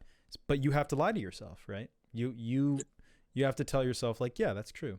And that's what makes me happy. You know? Yeah. And that's what you have to do, because that's how our brains work. It's impossible to know everything. And I love that. It's not even just about your memories. It's about just things that you just don't know, you know? The vaccine is a great example. Yeah. I think this is a perfect movie. I think this is like, when I do my ratings, I base it on the spectrum of film, and like I gauge like what is really good, and like, you know, what I consider to be like the pinnacle of the medium of like the art form, and, you know, the rest of the range of that. And I think Memento does everything that I want out of a movie to do. It's so creative. It's so well written. It's saying something super thoughtful. And the thing that it's saying is tied into what the movie is doing. It's tied into the gimmick. Like they're not mutually exclusive. Like, they're intertwined. I think this is peak cinema. I think this is a worthy 10 out of 10. And also, I didn't. We were talking about the memories thing. Is this like him? Like, he blocked out the memory of the insulin thing with his wife. Yeah, he did. It's just the same exact thing. Mm-hmm.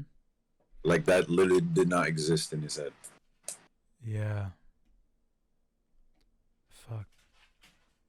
Give me a second.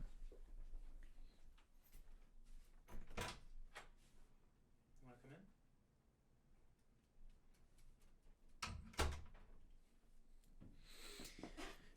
Yeah, but that's just crazy. It's literally like the Ghost in the Shell thing. Like, that was you, bro. Yeah. That was you. Yeah. He was like, they were like, that was you, and he was like, no, it was blah blah blah. You did the insulin thing. I was like, damn. And, you know, how many like, and then I bet that shit happens to so many people. Yeah, it definitely does. It definitely does. I really like the whole like flashback thing with the Sammy Jenkins guy. I thought that was great. And how like the wife like started like pretending like she didn't take the shot. I thought that was fantastic. Hold on, let me get my dog out of here.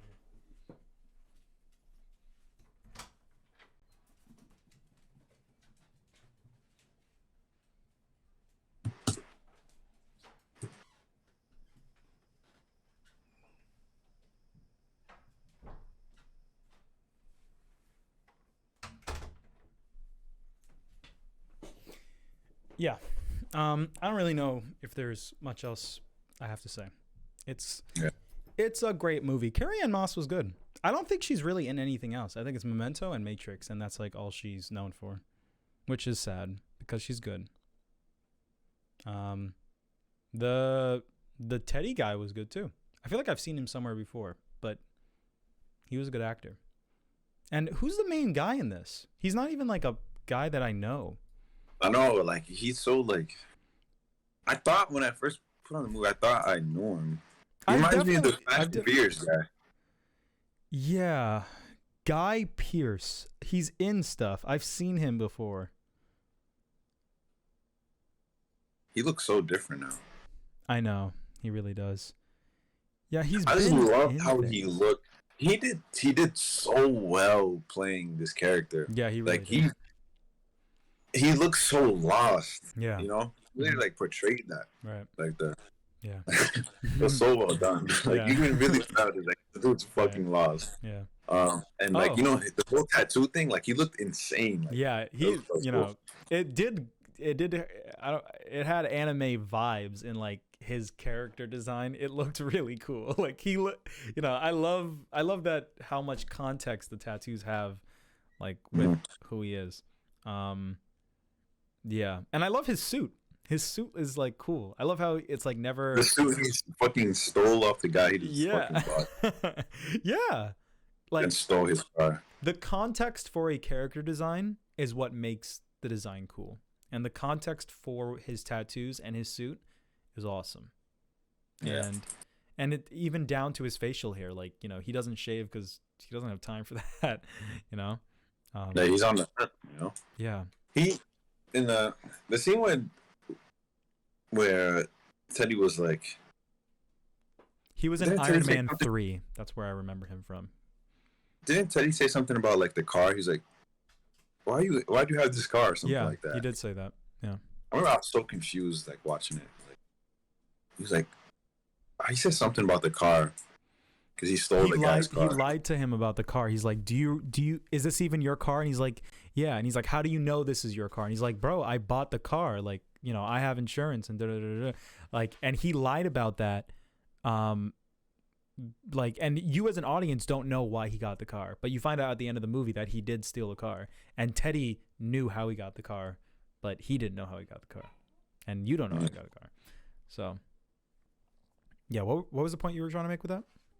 No, I was saying I was so confused. Like, I didn't know what the dude was talking about. Yeah, it all comes full circle. I think I give this movie a 10 out of 10.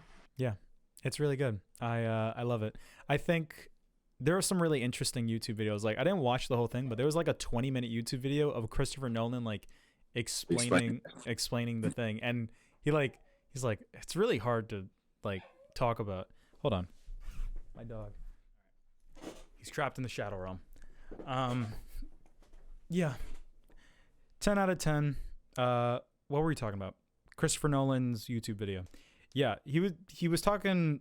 He was in like a college classroom, and no one was in the classroom, but he like was on a chalkboard, and he like wrote it on the board like a diagram for like what happens in the movie and how it works, which is so cool. Like, he's such a smart person or rather a very thoughtful person, regardless of like being a movie maker, you know? Mm-hmm. Like, it feels like even if he didn't make movies, he would still have this like big brain, like, what if time was in reverse? And you know, it's really cool. Yeah, good job, Dylan. Yeah, we should watch his other movies. We should. I want to watch Inception again. And you haven't seen Tenet. I haven't seen Tenet, but I've seen Interstellar. Oh yeah, yeah. What would you rate Interstellar? You don't know? A 9.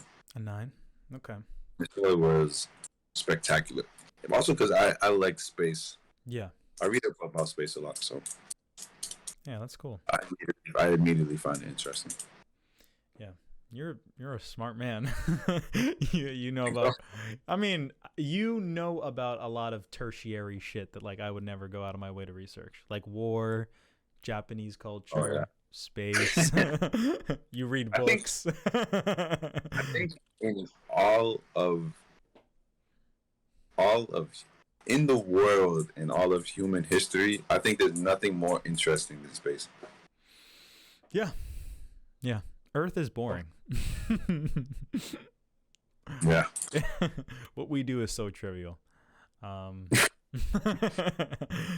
We can't even remember where we put our keys. We can't even remember where we came from. Maybe we came from fucking space. We don't even remember. Doesn't even matter. Might as well go back to space. You know, that ties in with fucking Fully Cooley, man. Really? Okay, so do you want to segue into Fully Cooley, or do you want to talk about one of the other ones first? Jobless and Stranger. Which one do you want to? Honestly, I think we can talk about Jobless. All right, Jobless. So you watched both seasons? Yeah, I'm 100% caught up. I watched a lot of shit. I went fucking hard. All right, tell me about the first season. Okay, the first season, I will say, you know, I had to actually look up like what isekai was, because I didn't even fully understand the definition of isekai. I watched Giguk's video, and I never watched Giguk, so when I click on him, I'm desperate. But it was I was like scrolling through like, bro, please, anybody else? Oh, fine, Giguk. Giguk is such a clown. Like, yeah. I saw his podcast. They was talking about Ghibli movies, and the things he was saying was just disgusting. I can't take him seriously. Yo, his titles, for starters, the podcast is called Trash Taste. Secondly, I know he has. They're self-aware, at least. I guess they're self-aware, but I really am against like triggering titles like in your YouTube videos. Yeah. I don't, and you know, he was like, I don't remember, but it was like Akira's really not that good. Like that was the title of the video. I was like, bro, shut the fuck. Like don't, even if you have like a good reason for feeling that way, don't title your video that, you know? Right. Like I'm not going to title our JoJo discussion like JoJo Part 4 is ass. Like I would never do that. Like I would never say that. Like you click on it, and if you don't like what I'm saying, then you can just like click off. I didn't, you know, I didn't make you click on it because I tried to get you angry. It's just like clickbait. Yeah, I hate that. It's such a bait, you know, like.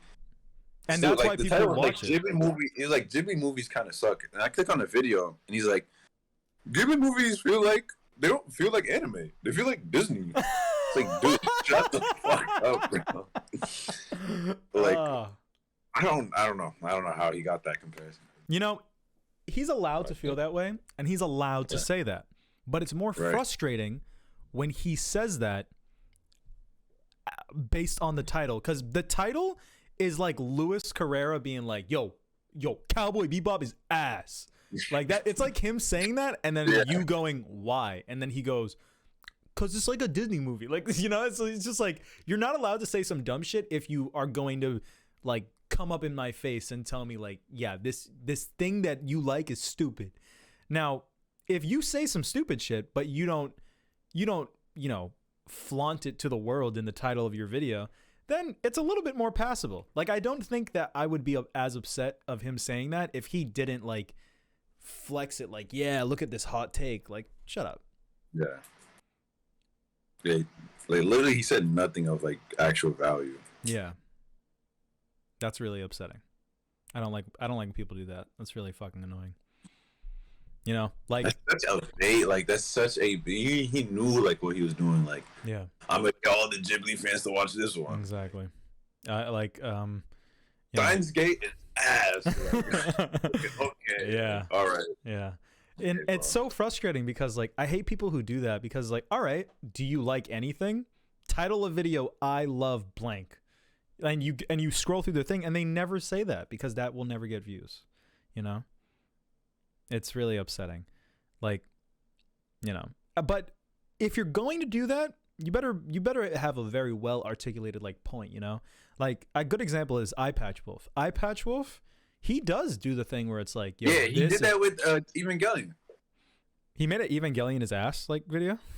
Yeah. Oh, really? I didn't know. He said Evangelion is boring. That was, and the whole comment section is like people defending Evangelion. Eyepatch Wolf made that video. I'm thinking of someone else. I'm sure it was Scamboli, I think. Scamboli made that video. Yeah. It was actually a great video. Oh, it was. Okay.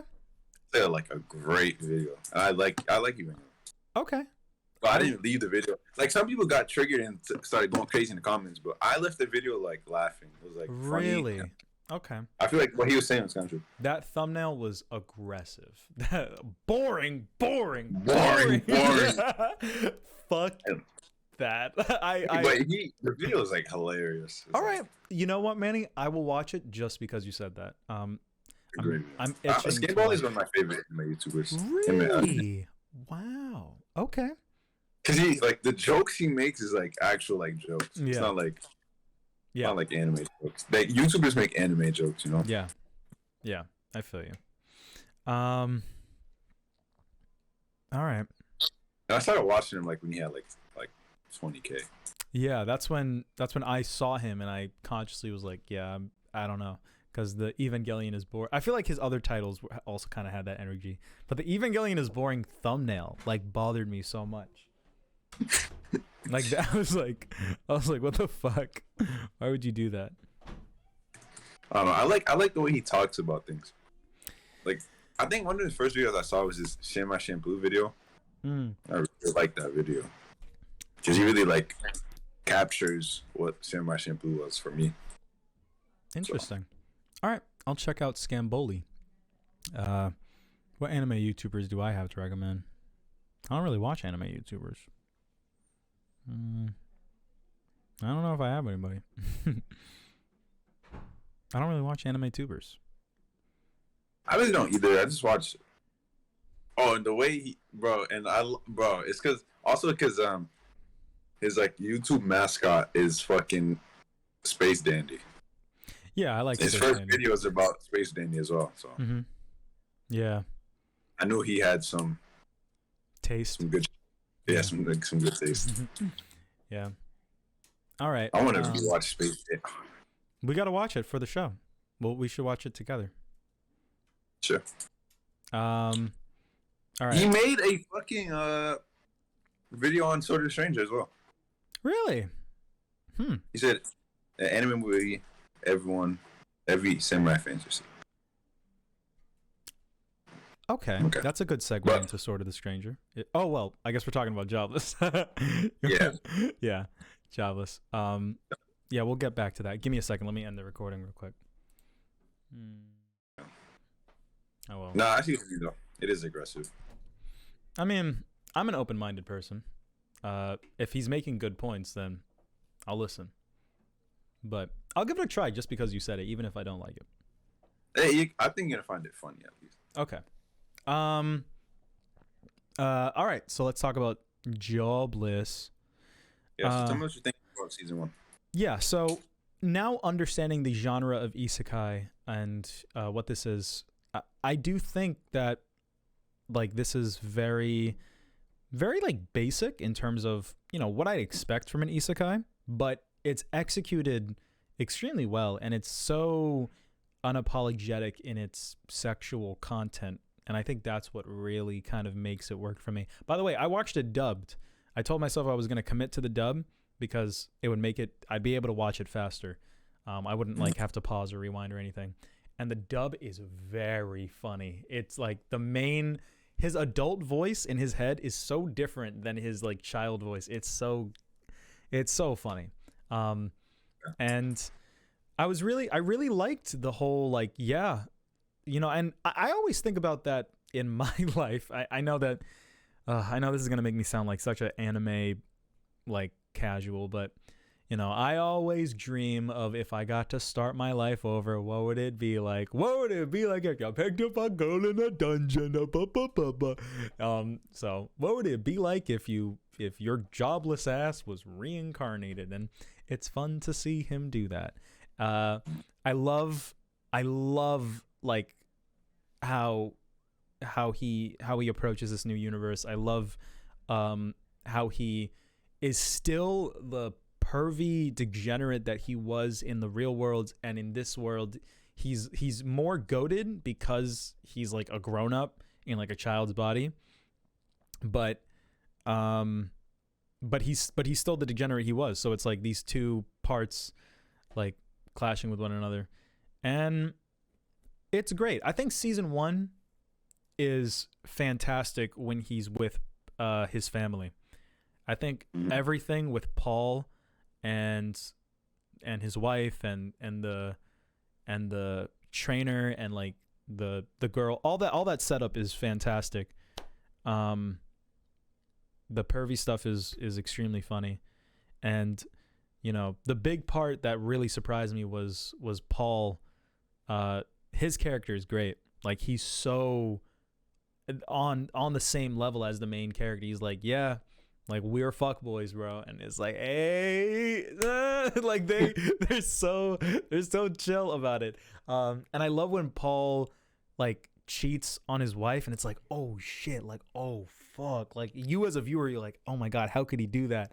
And I love what the kid does, where he like lies about, like, I don't remember what he did, but I just remember it being really cool. I remember it being like really cool, and how they execute it, where it's like, you like Paul so much, and Paul did a really bad thing that makes you kind of not like him, but the show like saved him by the kid like reaching out for him and being like, yo, I did one for you, bro, like, you know, it's up to you now. And I love that after the fact they still laugh with each other, because, you know, they're both like fuckboys, so it's like, hey bro, I get it, bro, like, I understand. That was great. Yeah, I liked all that. It really, season 1 teetered off when he went to the kingdom, because I think the jokes got worse. I think they got a lot more cliche and basic, and I think that I have no problem with him like being separated from those characters, but it was inherently less interesting, and it was. I do think that the jokes just weren't as good. Yeah. So the fact that he's not with the characters that I really like, and the fact that like it's just not as well written is bothering me a lot. But I think that it makes up for that in its second season. So if I were to judge the entire thing as a whole, I don't think it's really that bad. But at season 1 alone, the second half was not as fun as the first half, but the second half is still okay. I don't dislike the second half. Yeah, the setup in season 1 is really great. That's why I wanted to bring up season 1 first. Yeah, that setup was great. And plus, this is like the first isekai I've seen where like they actually start as a baby and not as a dad. I guess so. I guess I've never seen that before. It seems like a given, you know. It seems like that's where everybody should start. No, they get hit by a bus. They turn into Kirito. Yeah. This guy gets hit by a bus, and it's like the most gruesome shit ever. Any single time it flashes back to that, it's like closes up on his eye, and it's like, oh my god, like, so gross. I hate isekai. I think this is the most purest isekai, but it is too well executed for me to hate it. I like this show a lot. I like season 1. It's extremely funny, and it's extremely well animated, and it just has extremely likable characters. This show, like I've always said, ReZero is the best isekai. Right. This is right. This is second place. Mm-hmm. Yeah. You know, season 2. Me personally, I really like season 1. I like both halves of season 1. I really like the red hair girl. Yeah. And I really like her in season 2. You know, they meet fucking the Piccolo guy. Yes. Yeah. They meet him in season 1, right? Like the teleportation happens at the end of season 1. They meet Piccolo guy, and then they hang out with Piccolo guy in season 1 for a little while. Yeah. And then it ends. And then in season 1, he makes he's like, I'm gonna better your reputation, blah, blah, blah. Yeah. Okay. This is 2 stars. But for me, season 2 is just not as interesting as season 1. But the last, 2 episodes of season 2 really, it did a good job of, building what's next and what's gonna happen. Because, you know, the whole teleportation thing was, honestly, I really just wanted them to get back to where they was. Yeah, and continue I completely understand. Now that the show is we gotta go find mom. And for me, I found it boring. The whole teleportation thing. I think it was cool when his dad was like, "Yo, you don't even care what happened. Everyone's blah blah blah." Yeah. I think that the stakes are pretty high, right, for this kind of show. But if he's not gonna be with Piccolo and fucking the red hair girl, and he has to go find his mom, I don't know. I feel like it's not gonna be that great. I feel like those 3 have to be together. Hopefully they come back together. They have to. But I don't know. I feel like season 2 was just not as fun.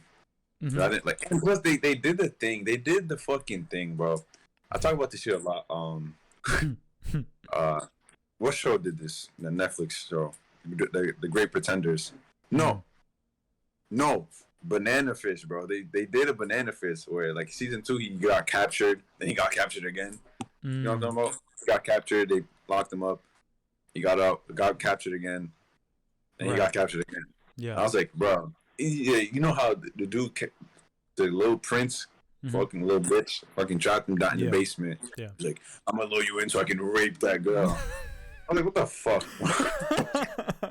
I was like, dude, because the Piccolo was like, you want me to come with you? He's like, nah. Bro, yeah. It's so goofy, bro, just let him come with you, bro. You're not that guy. I feel like he gave a reason. Didn't he give a reason? He just want I think it was just he wanted to see the shorty.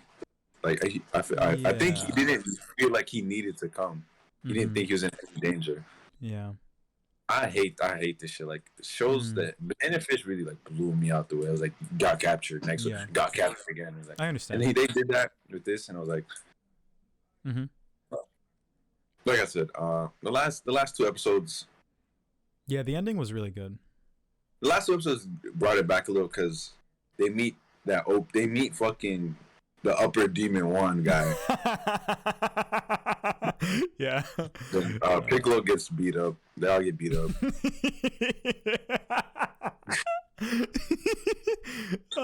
Piccolo, no.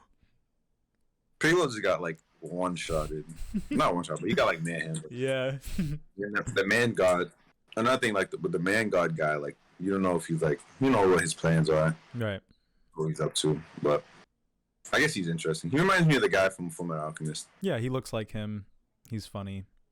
Yeah. Sounds gay. Yeah, did the guy from Fullmetal Alchemist sound gay? No. Okay. So he's like the architect. He's like Neil Patrick Harris. Oh my god. Yeah.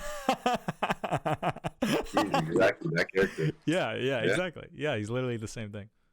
But he's interesting, but yeah, we'll see, because it's now like there's a little more world building with the upper demon one guy. Yeah. And also like the last episode when like they have sex, that caught me off guard. Bro, I didn't think that was gonna do it. Yeah, I was freaking out. I was like, oh my gosh. I don't know. How did you like that ending, or were you like, I don't care, or this is gross? What did you feel? It really is like, if I was in his shoes, I'm not gonna continue that. Okay. But you think about it, like this dude is like, he's a grown man. Yeah. Like, is he doing? Is what he's doing wrong? It's kind of wrong, but it isn't because he's physically like 14, but he's mentally like 23, whatever he always is. Is it wrong? Yeah. Do you think? What do you think? That's a question. I feel like if you ask, this is not. Let me say this real quick. If you ask anyone who hasn't seen this show, they're gonna think it's gross. Right. Yeah.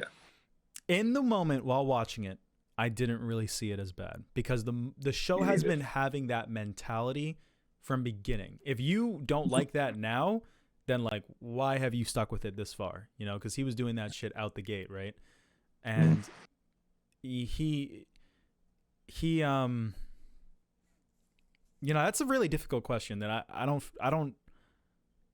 feel very equipped to answer. It doesn't really matter to like the show itself, but I feel like if I gave it thought, my answer would be no. I feel like if I gave it thought, I would boil it down to no. Like, I watched it and I was fine with it. And I mean, I don't know, maybe I'll regret saying this, but I'm not as averse to like the anime-isms of like the sexual stuff in anime as most people are. So like stuff like this doesn't bother me as much as it bothers other people, like 1,000-year-old like lolly dragons and shit. Like I don't get too upset or like squeamish over stuff like that. And this show, in my opinion, does narratively like justify a scene like that. Like I wasn't too off put by it in the moment, and I feel like that's what matters. In the moment, like I already said, like it doesn't matter, but in the moment, it's not what you're thinking about. It's just like after the show ends, like I was like eating lunch and I was like, I thought about it, but yeah, I thought it was great. And then she leaves. This dude's fucking devastated. Right. And we'll see where his adventure goes on from there. But then she was like, I love you. I'm going to get stronger. She wants to fuck up Upper Demon 1. Yeah. Good luck with that. I really, really loved that ending. Like, I connected with that ending a lot because, not anything that specific has happened to me, but I've had a lot of people just stop talking to me or, like, leave my life, like, especially after, sometimes it'll be after a big event like that. Like, not exactly that, but, maybe I'll tell them something that I've never told anybody else. And then they just stop talking to me. It's like, dude, like, what the fuck? Did I do something wrong? And I love how his 40-year-old self had that issue. And now he's having that issue again. And he just, like, fucking shuts down. And I've been through that exact same thing. And I was, I've blamed those people in my life for leaving me. But I like how this character just kind of is like, well, she's gone, and I'm still sad that she's gone, and I really want her to come back, but I'm not gonna let that like bring me down. I'm not gonna, no matter what the outcome is, like if she really did leave, I still have to keep going on. I love that ending. I think that ending was fantastic. I empathize with that a lot. Like that. This like fucking shitty isekai anime about this perv leading to that like strong message for me, I resonated with that completely. I thought that was fantastic. And you know, we talk about it being creative that he was like a baby. It's extremely creative that like he fucks. Like no anime does that. Like that's why I like Steins Gate so much. Spoilers for audience people watching for Steins Gate, but in Steins Gate when he kisses the girl, it's like, oh my god, like they I feel like most shows would not like do that. No, you know? that one was crazy. Yeah. Man, anime is just so like scared of sex. There's a show. There's like. You can continue. I'll continue my point later. There's this show, this like romance drama show, where the characters are like, I don't know. I feel like I forgot what the show's called, but I feel like there needs to, especially in like the romance genre. I feel like I don't know why this is so like rare. You know. I think why it's so rare. Yeah, actually, it happens in horror media. Mm-hmm. It's okay, but it does exist in certain media. Like, I think the reason why a lot of people gravitate towards Berserk is because it's so shocking in like how much sexual content there is in that show. But I don't know. I was doing research and I think there were a lot of things that made shonen and just manga publishers in general refrain from sexual stuff to the degree where you had to like, if you want to be in shonen, like you can't do sexual shit, like, or it has to be like under a very specific like parameters, you know. And whenever anything like gets remotely into that realm, like you can do fan service, right? Like fan service is a thing, but I don't know, like there are limits that a lot of anime I feel like are arbitrarily under, you know. Yeah. Like I was watching a YouTube video like literally just now, like right before I called, about like nipples in manga. Like nipples aren't in manga anymore because of like censorship from like Christian like activists in like America.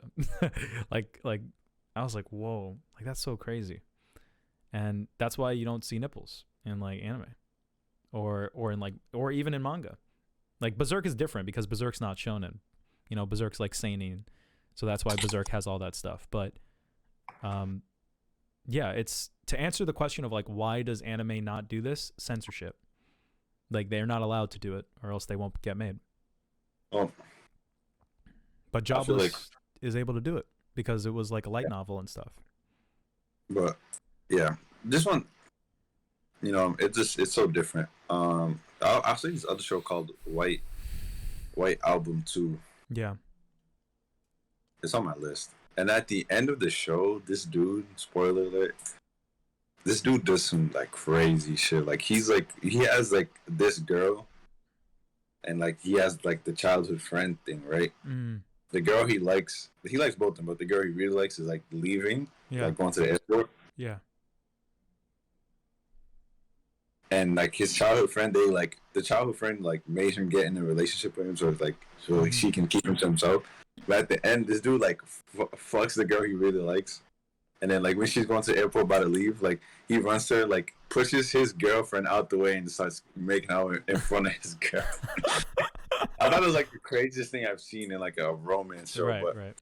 I feel like if more like romance anime did shit like that, the whole genre would be heightened, you know. Yeah.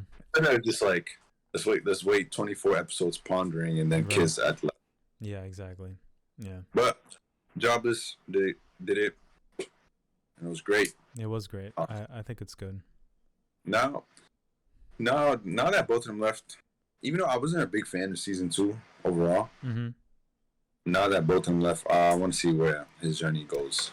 Yeah, to me, my impression of season 2 is I actually liked it more than season 1 because I had the same feeling at the end of season 1 where I was like, like this is what I'm gonna have to watch like now, like these three, and like, you know, I'm not gonna see Paul, I'm not gonna see the family again, but I do kind of like that he, I don't know, I like that he is trying to find them. I like that that's like the goal of season 2, you know? Like, yeah, there's the stuff where like, oh, we're gonna build your reputation and da da da da with Piccolo, but I don't know, for some reason. Well, I think a big reason why I'm okay with it is because I do like the world building. I do want to see more of this world. I really like the fact that he just gets teleported to a different continent, and it's like, all right, now I gotta fight like a real, like, you know, JRPG, Dragon Quest, Final Fantasy nigga. I like that he has to go and do that, you know, because that's kind of what these isekai worlds, like Sword Art Online, that's what these things are inspired by. Like, you go out, you fight shit, you go on missions. So I think it's cool that he does that. And I like the world, and I like the world building, and I like to see that he's meeting new characters and like meeting new races and stuff. So I didn't mind it, and it was building to him meeting his family again. And when he meets Paul, to see that this like shift happened, it's like, oh shit, like I really kind of like that. And it, because there's more like negative stuff happening, it kind of forces his character to become more adult. You know, I think the Paul scene, like, or the episode rather, I think all of that is so well written. Like, it's so, cause you as an audience, you're like, bro, Paul, like, shut the fuck up, like, calm down, like, it's not that deep. But then Paul, it's like, oh my god, he's kind of right. Like, we really have been dicking around, and I didn't even think about that. Like, when I was watching the show, when he is dicking around, I wasn't like, dude, find your mom. Like, I didn't even think about what Paul was saying. And then when he's at the table, Paul was like, yo, I'm sorry, like, that was going too far. And the kid was like, no, it wasn't going too far. I really was dicking around. And Paul just he opens his mouth and he closes his mouth. I'm like, oh my god. I was like, oh shit. I thought that was fantastic. I thought that whole bit was extremely well written in convincing the audience that the main character was wrong, while simultaneously making you not hate the main character, you know? Yeah, I feel you. That scene, the whole Paul thing was great. Yeah. I just wish, like, the shit he experienced was just more entertaining. Yeah. He was just getting captured. Yeah. Get captured, Piccolo comes, saves him. Yeah, I think I didn't even really see it that. I just like the world building, because when he got captured, it was like an excuse to meet the dog people, you know? And I like the dog people, and I like that they connect to the muscle bitch. Yeah, that was fine. And then when they did it again, yeah, I mean, I can't stand that. No, that's completely valid. I understand. Because Banana Fish did it. Mm-hmm. Yeah, it is a little lame. He goes off by himself a little bit too much. It's like, bro, he's pulling, like, this is like, like, oh, ride your wave. Like, to me, it's like a ride your wave, bro. Like, oh my god, man, I remember him giving a reason why he wanted to go alone, because I think there is a part where he, like, there is still a fuckboy inside of him where he's like, I kind of want to see my old girlfriend, like, by myself. I don't really want other people to get in the way of this, because, you know, I don't know, like, I think there's like some connection that he has with the blue hair girl where, you know, if he does get to, like, be with her in private, he might want to have, like, an opportunity, like, with them just by themselves and not have the dude with him, right? So he would just tell the dude, all right, bro, I'll see you later. Yeah, maybe. I don't know. Because so many shows do that. It's like, this is like, don't worry, guys, I'll do it myself. Right. Gets fucked up. Yeah. It's like, oh man, that's true. He literally just got captured because he wasn't with that guy, and then he did it like 2 episodes after, like 4 episodes after. That's so for me, that was like that shit dragged. When he was caught in the basement in the King place, that shit was like, I couldn't stand it. It was a drag. I was on my phone like the whole time. But it was dubbed. I thought it was hilarious though. I did love, like, when the dude came, the guy in the English dub who, like, was the fan of him because he made the statue. It was voiced by the guy who voices, like, Whis. So that was funny to watch him, like, be screaming like, "Ooh," like, with his Whis voice. And I really thought that scene was really cool because the degenerate like prince who's like, I'm gonna rape the princess, you know, they're like, that's kind of how the dude was in his past life, like, you know, out here like watching like degenerate shit, thinking like all these, you know, degenerate like negative like fantasies. Like he was basically that guy. The show never explicitly talks about it in that way, or makes it seem that bad, but you know, if he's a 40-year-old like virgin like sitting in his house, like that's the stuff he's consuming, you know. And that trope of like the fat prince and like the princess, that's like a common like thing in like doujinshi and stuff. So like I thought that was really cool to see like how this character has grown from that, and to have like this dude be like, yo, I'm gonna fuck Roxy, and it's like dude, don't touch my girl. I thought that was dope. But I understand where you're coming from, and I think it's completely valid the way you feel. I think I just like the world building, and I like the characters. Honestly, I've grown to like that more than the main family dynamic. And the reason why I'm still accepting it is because the show knows that you like that family dynamic so much, and it's building to that. It's like telling you like, yo, they're going to get back together. And when they do, it's going to be crazy. And it's going to, you know, because they're all older now. And you get that end credit scene of Sylphie, like, all grown up. And it's like, oh, shit, she's like a grown up. Like, it's going to be crazy when he meets Sylphie again. Yeah. And, like, you know, when everything gets back together, it's going to be a fucking harem. It's going to have the childhood friend and the new girl. Yeah. And the 100. You're just gonna try the most basic romance, but it's not basic right now. You know, that's why I'm liking it so much, because it's like, hey, no, I'm joking, but hopefully it doesn't turn into the average romance. I'm like so done with romance. But I am watching Dress Up Darling. But yeah, I think I don't have nothing else to say about Jobless. Yeah. Let's see. I do think the animation's very good. It was surprisingly high quality, very high budget. I was not expecting it to look as good as it does. Yeah. I think his foresight ability with his like demon eye, I think in that fight scene. Yeah. I think in that fight scene with the megaton dragon like upper demon thing, I think it was really cool how like he was so, there was like a scene where he was so scared of like getting hit, and his foresight shows him get hit, and there's this part where he sees himself get hit with the foresight, and he's like, huh, and he like feels his body, and he's like, oh my god, but he's so scared that he didn't notice that it was his foresight. So after he feels his body, then the dude stabs him, and I was like, oh shit. Like, I don't know. I just thought that was a really well executed sequence that the anime did extremely well. And you know, to connect it back to Jujutsu, I do think that this show is consistently high quality, like from beginning to end. I don't think there's like the show ever slacks in animation, like ever. Yeah. The show doesn't have as much things going on per episode. Right. Yeah. But whenever things do happen, it's like, damn, nigga, you guys went hard. And I enjoyed season 2.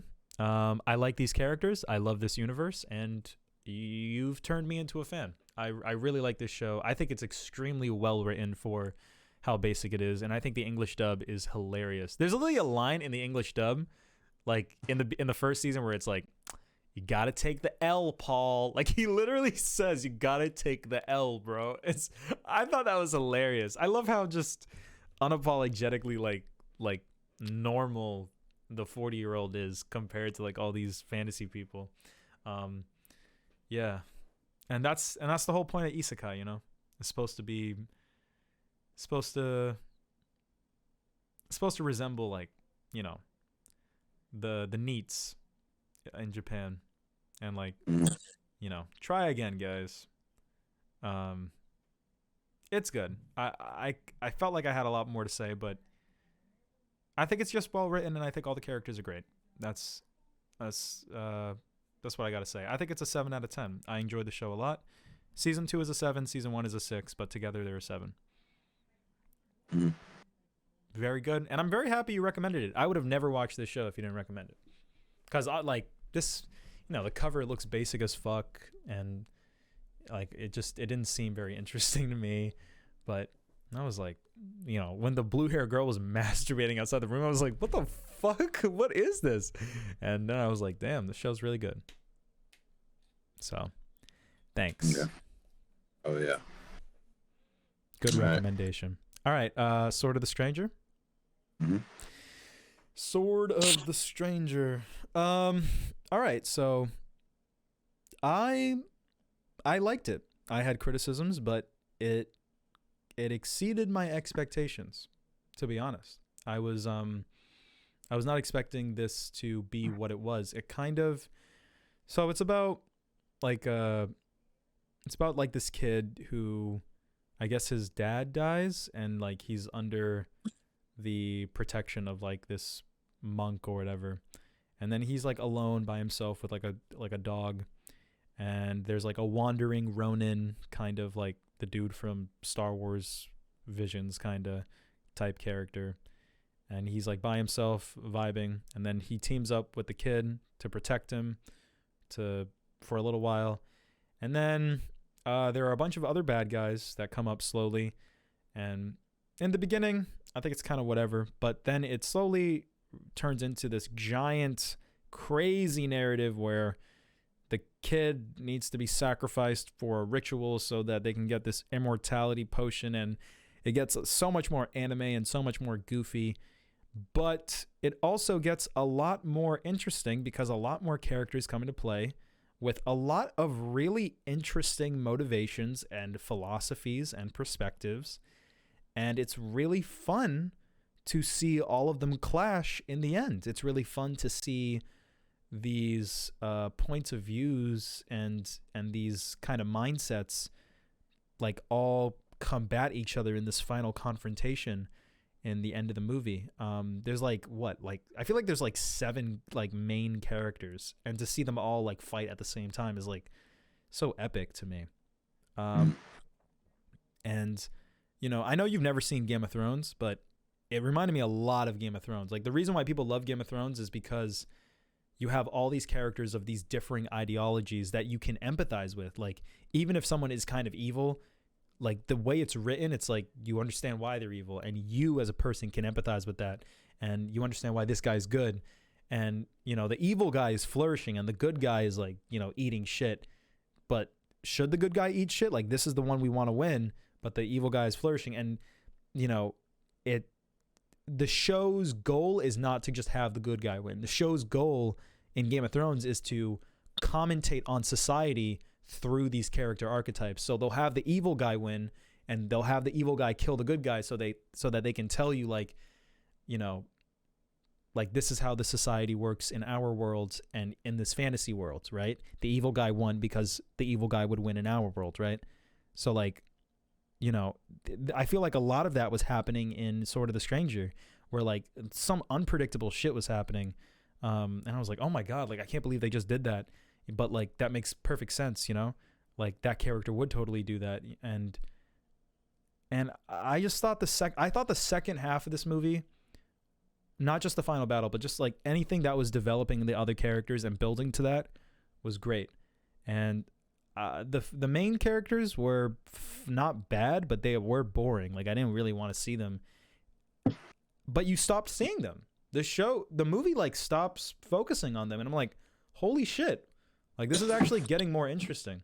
And then by the end, when I see them again, it's like I'm into it, So I like Sword of the Stranger. I'll go more in detail with my criticisms, but the general gist is that it turned into mini Game of Thrones. It turned into like mini Vinland Saga, kind of. That's a better comparison for you because you haven't seen Game of Thrones. But yeah. How did you feel?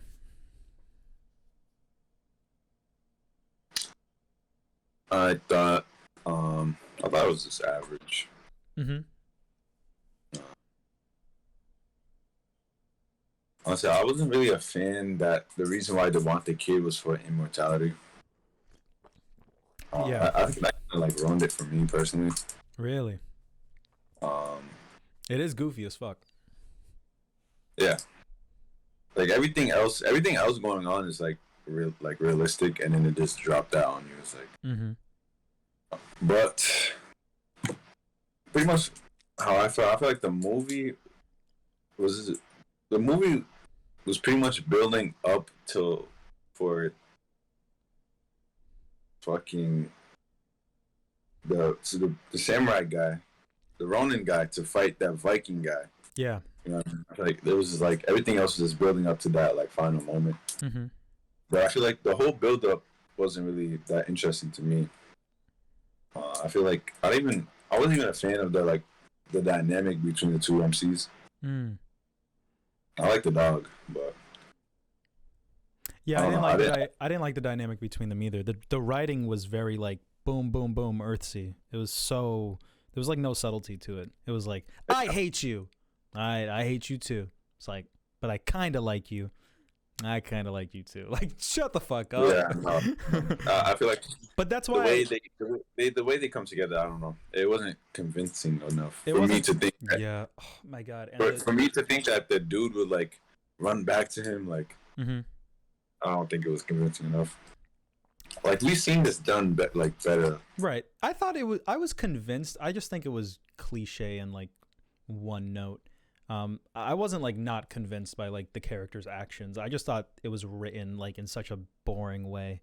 That was my issue with the movie. But yeah, when it comes to like the boring execution, also I say it's boom boom Earthsea not just because of the writing but because of the music. I don't know if you really cared about this, but they play like the same song. Yeah, like, the same like Japanese traditional song. Oh my god, they play it like 7 times like in the movie, I think. It's so annoying. They play it like in the intro when they meet, and it's like this super epic like like bro, calm down. It's the intro. Like they just met.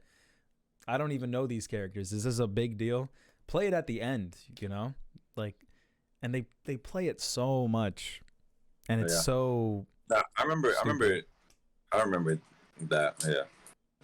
Yeah, that's like that. Like, I don't want to say it ruined the movie, but it brings it down like a whole point, like just because of that. I think that's terrible. The kid, you know, I just don't like the kid. Yeah, he's annoying. Yeah. Like, I don't even like. What did he do throughout the movie? He got captured. He got captured. He was the whole point of him was supposed to kind of be so that the main character learned to like save people again, you know? Have you ever seen like you haven't seen Logan, but you've played God of War and you've played like Last of Us. So you know the relationship of like an older character and a younger character, and it is definitely better in those, you know? But at the end of the day... the way God of War does it is, like, spectacular. Yeah, it's very well written. Well, recently I saw this video. The title is called Untangling God of War. It's, like, 30-minute long, but, like he breaks that shit down, like, that dynamic. Yeah. It's amazing. It's a great video. But, yeah, like, you know, I don't know. I just didn't... I feel like in a movie like this, if you're not gonna enjoy this duo, you're just not gonna like the movie. And I like the duo. Like in fucking what's that? Castlevania. Like you love the dude and the girl. You know, you love that duo. So like if you show like a lot of shows that like the characters are enough to just carry the show, like regardless of the plot. So and this movie was more like. It was more just like this build up. I was like, let's just get to the fight scene. That's how I thought. Let's just get to the fight. And the fight was well done. And I get it because at the end it was like this dude stabbed the little thing, and it was like he won because he was sentimental to the kid. Where the dude lost because he was just like botting people and shit. I get it. Like there's like a theme there. I get it. But this is the build up. The build up to it was just kind of weak in my opinion. Yeah. Yeah, But I understand. the fight scene, great. Mhm. Well choreographed.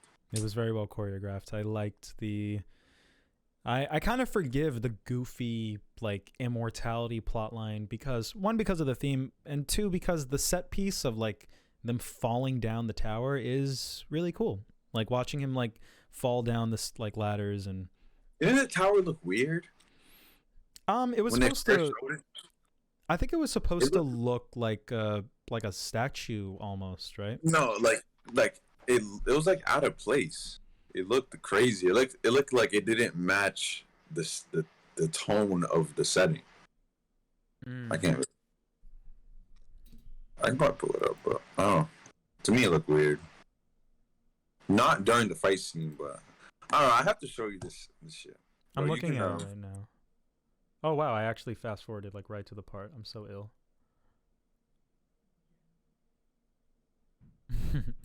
Yeah, it looks like fucking Wicker Man. Like it looks like looks like that giant thing that you burn like at like that festival. It's really. I'm not even talking about like how it looks.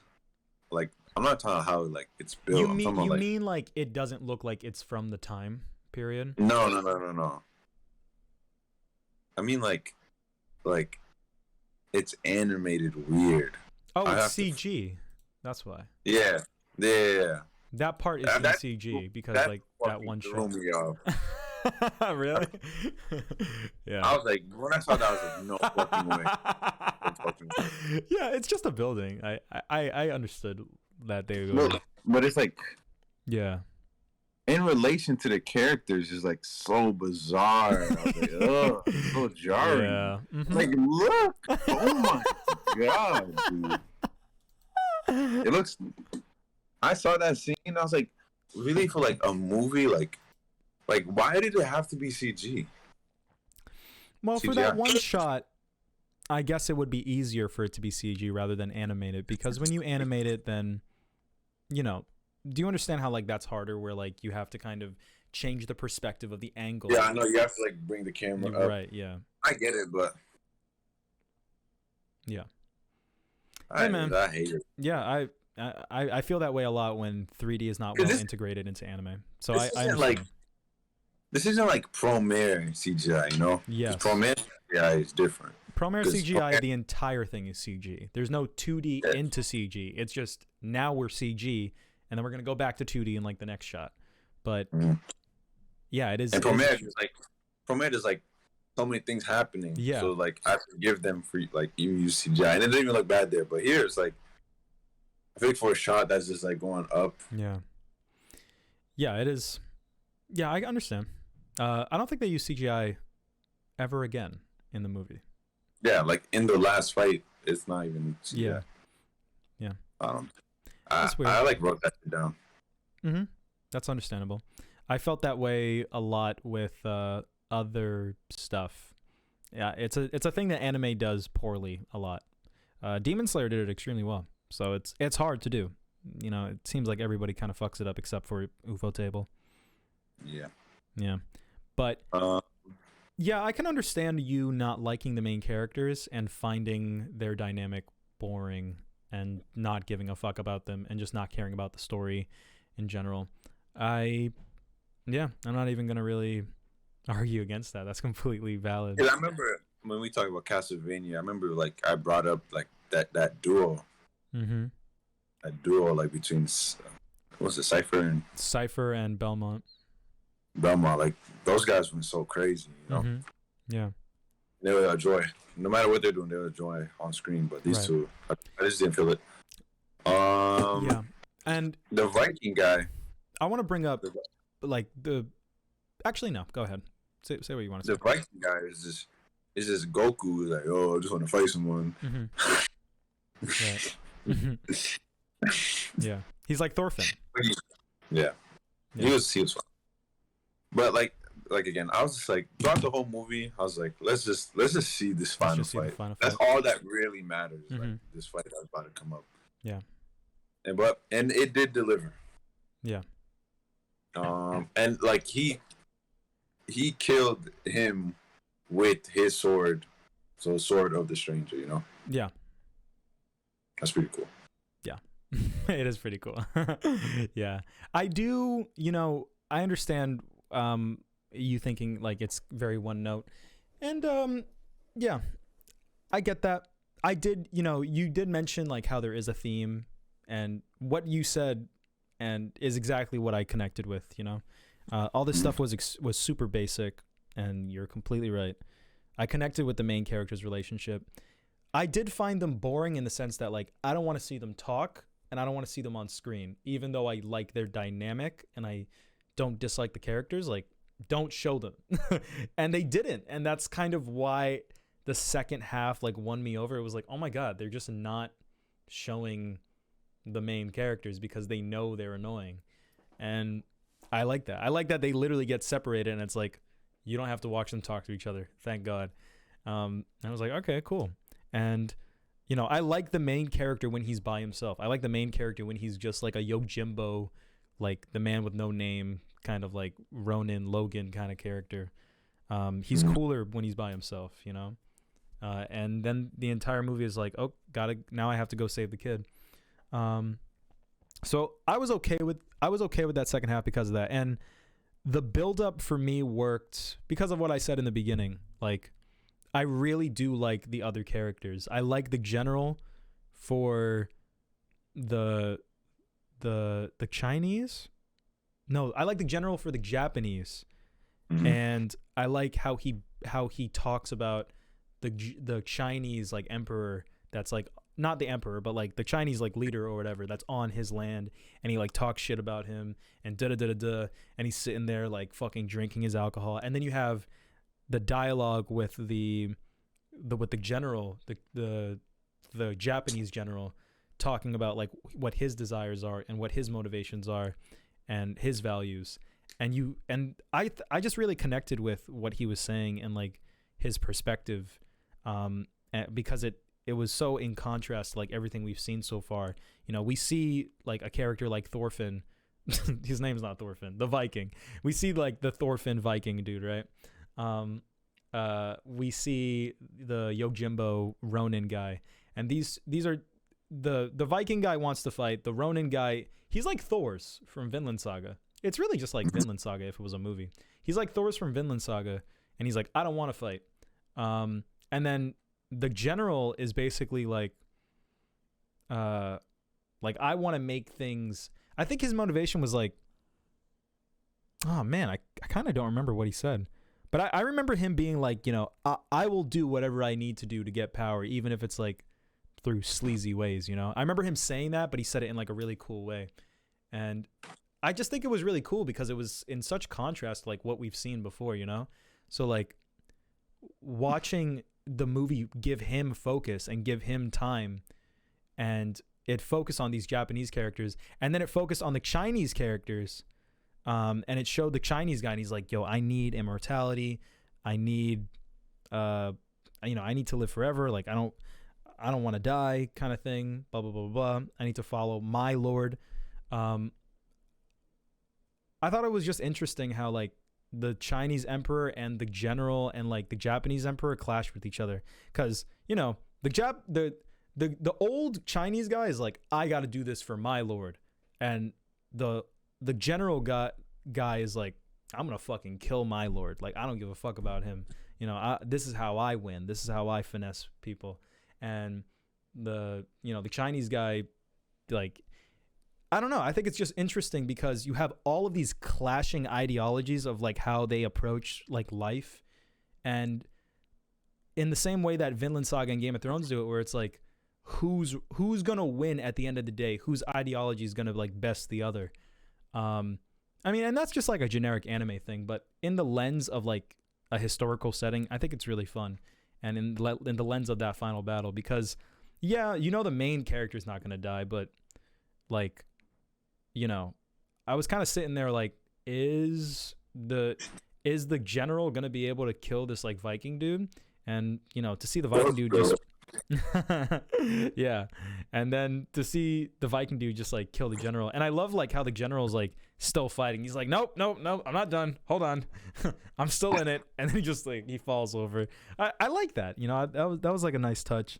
And I love the part where like the Chinese dude is well, first off, I love the part where the general kills his lord. I thought that was cool as fuck. I was like, oh shit, I thought that was dope.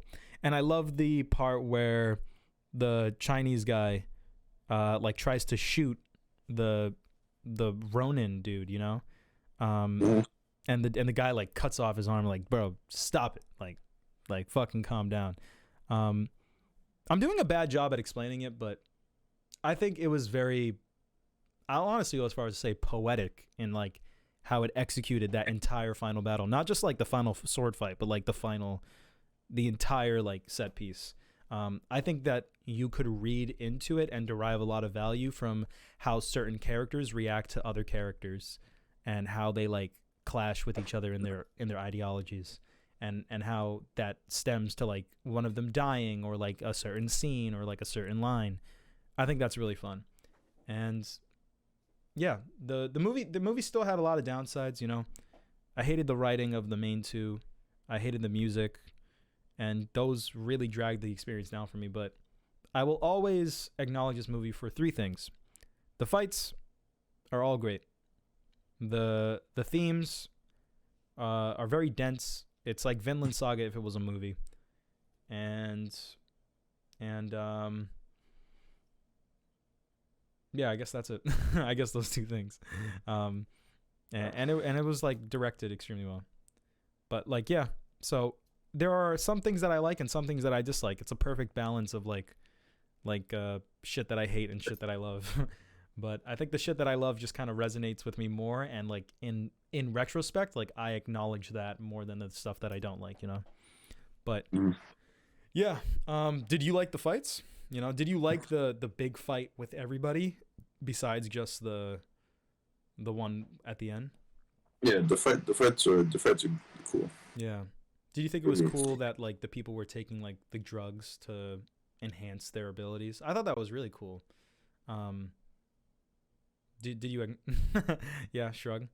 I thought it was really I liked that because no one else was doing that and they were the only ones doing it. And it just goes to show like what the type of fighters they are, the type of people that they are when it comes to Bane. Yeah, I guess so. I guess you could call him Bane, but like the thing was like they didn't feel pain, you know, like the drug like allowed them to get stabbed and they just like wouldn't care.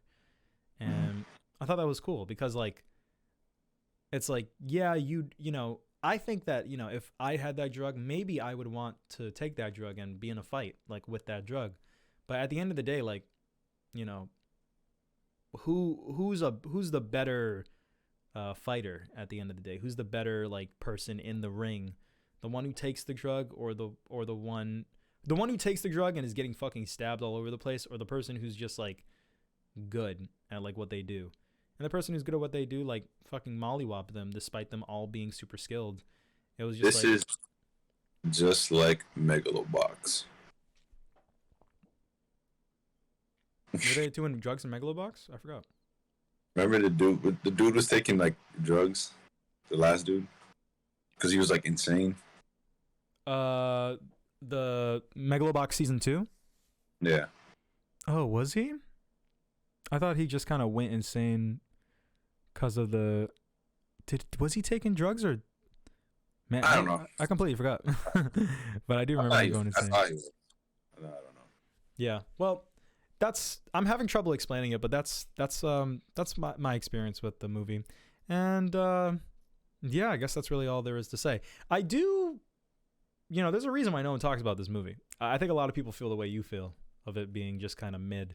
And even with all the compliments I'm giving it, I'm being very charitable. The movie is very mediocre in the grand scheme of things.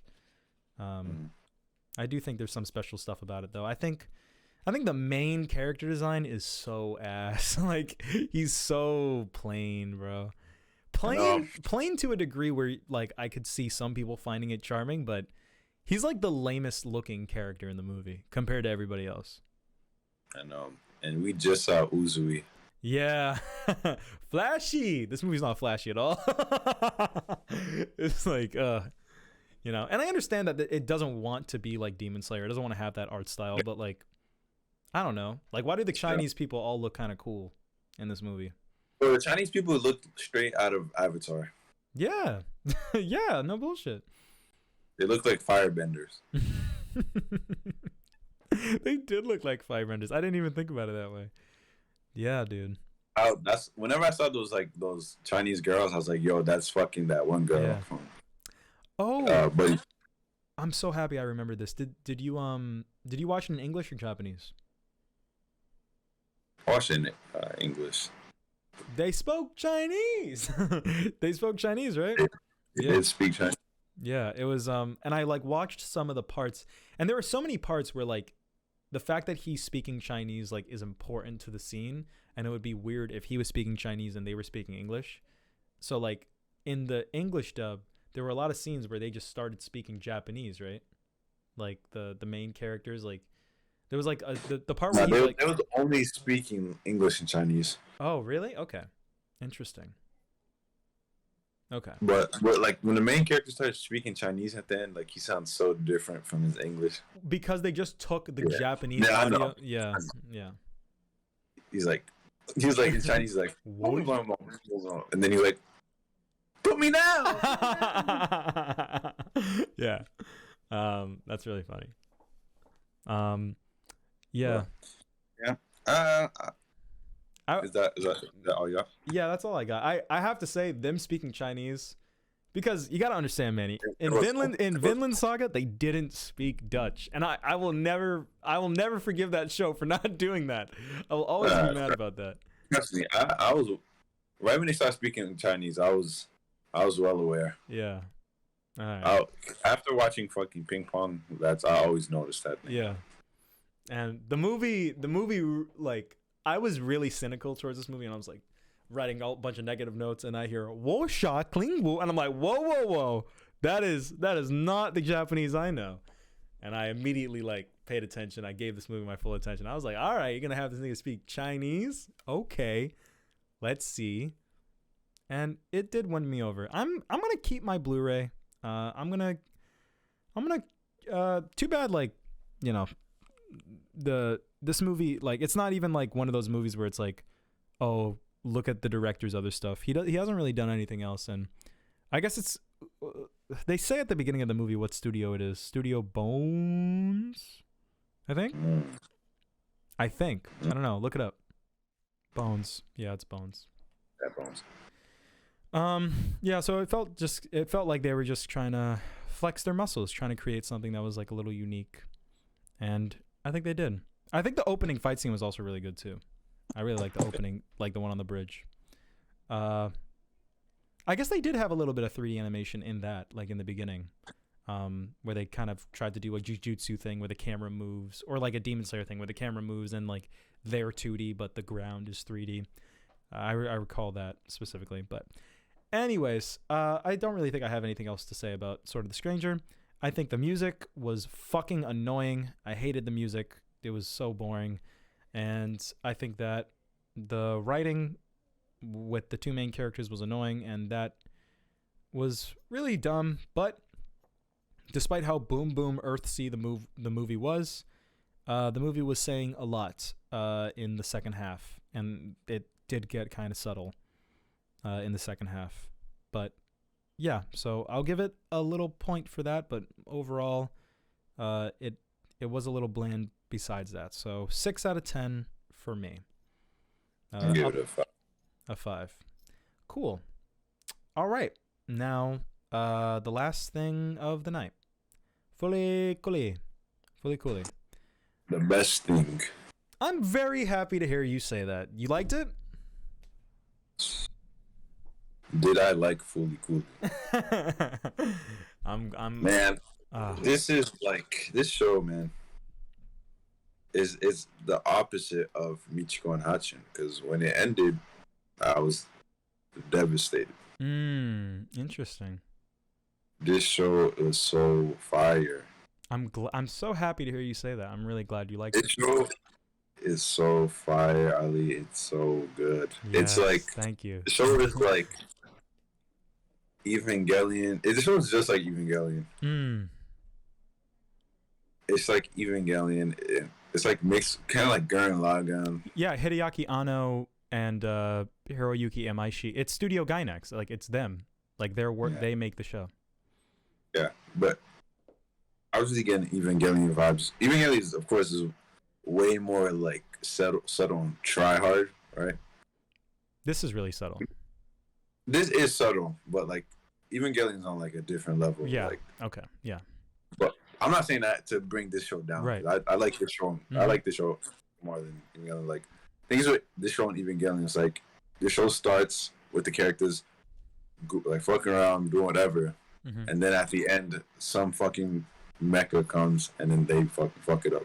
Yeah. So it's just like the structure of an episode is similar to Evangelion, but this show is fantastic. It's so good. Every episode was a banger. I couldn't believe it was this good. I didn't think it was gonna be this good. I'm so happy you liked it, bro. I'm so happy you liked it. Like, yeah. It's cool. It's, like, you know, episode 1. I love the way the show starts because the show starts very subtle. Yeah. Like the girl was hugging him. He's like, why do you do this? He's like, if I don't do it, I'm gonna overflow. Yeah. You know what she's talking about. Yeah. And then it's like, it is the Fooly Cooly. Then he's like, nothing happens in this town. Blah blah blah blah. Yeah. And then boom, he gets hit by he gets hit by the moped. Yeah. It's just like, it's so funny and like the way she's introduced, because the show was just like in a try hard state, and now it's like in a state of. Did you watch it dubbed? Yeah. Okay, good. The dub is good. Yeah, the dub is great. Yeah, so it started off so subtle, and then it went to like this in like bizarre JoJo's type of humor. He gets hit, and then like she's like has her goggles to she looks crazy. She's like she's looking up at like the screen's like in her face. She's like, he's dead. Like yeah. And the show is so funny. Like I can't even rank the episodes. Like they're all like so good. But I think the episode with probably like the girl his age, or episode 5. I really like those ones. I like episode 2 as well. I don't know. I can't really rank them. What happened in episode 2 again? Firestarter, right? That's what the episode was called, right? Yeah. It was the one where like she's making the analogy with like the video game she's playing on her phone, and she's like at the school that like burned down. I don't remember everything that happened in that one, but I remember it was. I consider the first 3 to be like on the same level with each other in terms of like quality. I think the first 3 are like extremely good. Episode 3 was the one where the weird one when she was like fucking with his dad, right? The dad robot. No, that was that was 4. Yeah, that one was so like Evangelion. That was like Evangelion the movie. Was really? So trippy. Oh, cool. That's awesome. Because you know she was like talking. She's like, blah blah blah. Look, when they were in the street, and then she was like holding his head, and then she was behind him. Like that was trippy. That was amazing. That was a very good scene. Yeah, I was like, I replayed it. But I'm jumping around. But I want to talk about the girls. Yeah. Mamimi, the alien and the purple hair girl. Yeah, I don't remember the purple hair girl's name, but she was like my favorite one though. Yeah, she was great. I think she's not nearly as important as the other 2, and I think just because of that, I wasn't as connected to her because she didn't have much of a grander stake in the story, but she was cool. She was a great character. Because you know all the adults in the show are very childish, but like him, the MC, and her, they stand out. They're very mature. They try to be mature. They try their best. Yeah. I was gonna bring that up with the MC later, but she sees like the other 2 girls and how they interact with each other, and like she has feelings for the MC, but she just observes him from a distance. Yeah. She knows she's not like on their level. But like I like how at the end of the show, like both of the girls are gone, and like it's her and him. It's just him and her and his friends at like she's like the one that's there at the very end, you know? Yeah. I didn't even. She would have Yeah. got like gone. I didn't That's even why think about it that way. Yeah. the ending for me. That I was like, yo, that was fire. Yeah. Like, she's the one that was there, you know. Mm. It was all said and done. But I liked it because she knew like she wasn't like that close with him to like be able to like fuck with those two girls on that Right. same type of level. But Yeah. so I like how she just like was just watching him. Mm-hmm. By the end, like she got her way, you know. Yeah. So I thought that was really cool. Yeah, she was my favorite out of the three girls. Yeah, she was the like, most mentally like, stable. When it comes to their relations, but what's the alien girl's name? Haruko. Haruko. Man. Yeah. You like her character? Who doesn't? You know, yeah. Like, she's great. She's the heart of the show. I love how like I love the ending. Like, yeah. You want to come with me, Takun? Actually, never mind, cause you're just a kid. I'll never forget the delivery of that line, cause it doesn't like the camera doesn't cut back to him. It just stays on her, and it's like, actually, nah, bro, stay. And I was like, what? Like, no. Yeah, if you think about it, like if she wanted him to come, she was just gonna keep using him too. Yeah, exactly. Just to get out of it. Yeah, she doesn't like him. She doesn't. Yeah, no. She doesn't give a fuck about him. You know, she. I know, and that's why the last episode's so fire because of that. Because like what the dude was saying was so true. Yeah, and as a kid, like when I was in high school, I still had the mentality of the main character. So the show is about like, you know, he can't control his like feelings for both of these girls like kind of at the same time. Like he cares about them, but he's going through adolescence and he like is attracted to both of them. So part of it is like his innate attraction, and part of it is because he does care about both of them.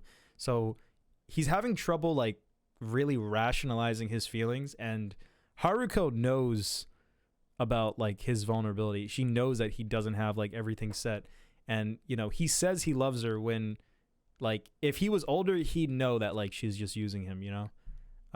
But like, you know, and as a kid in that character's shoes, when I saw Haruko say never mind, I was like, bro, what? Like, what do you mean never mind? Like, I love you, he loves you, you know. Like, and that's probably what he's thinking in that moment. Like, he's probably thinking like bro, I don't know what to do, bro. Like I haven't known what to do this entire show.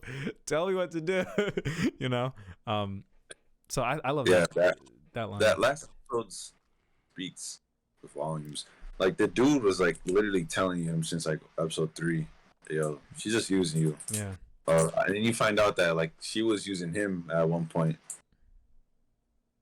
She was using him. Yeah. Haruko was using the boy. Using the eyebrows guy. Oh yeah.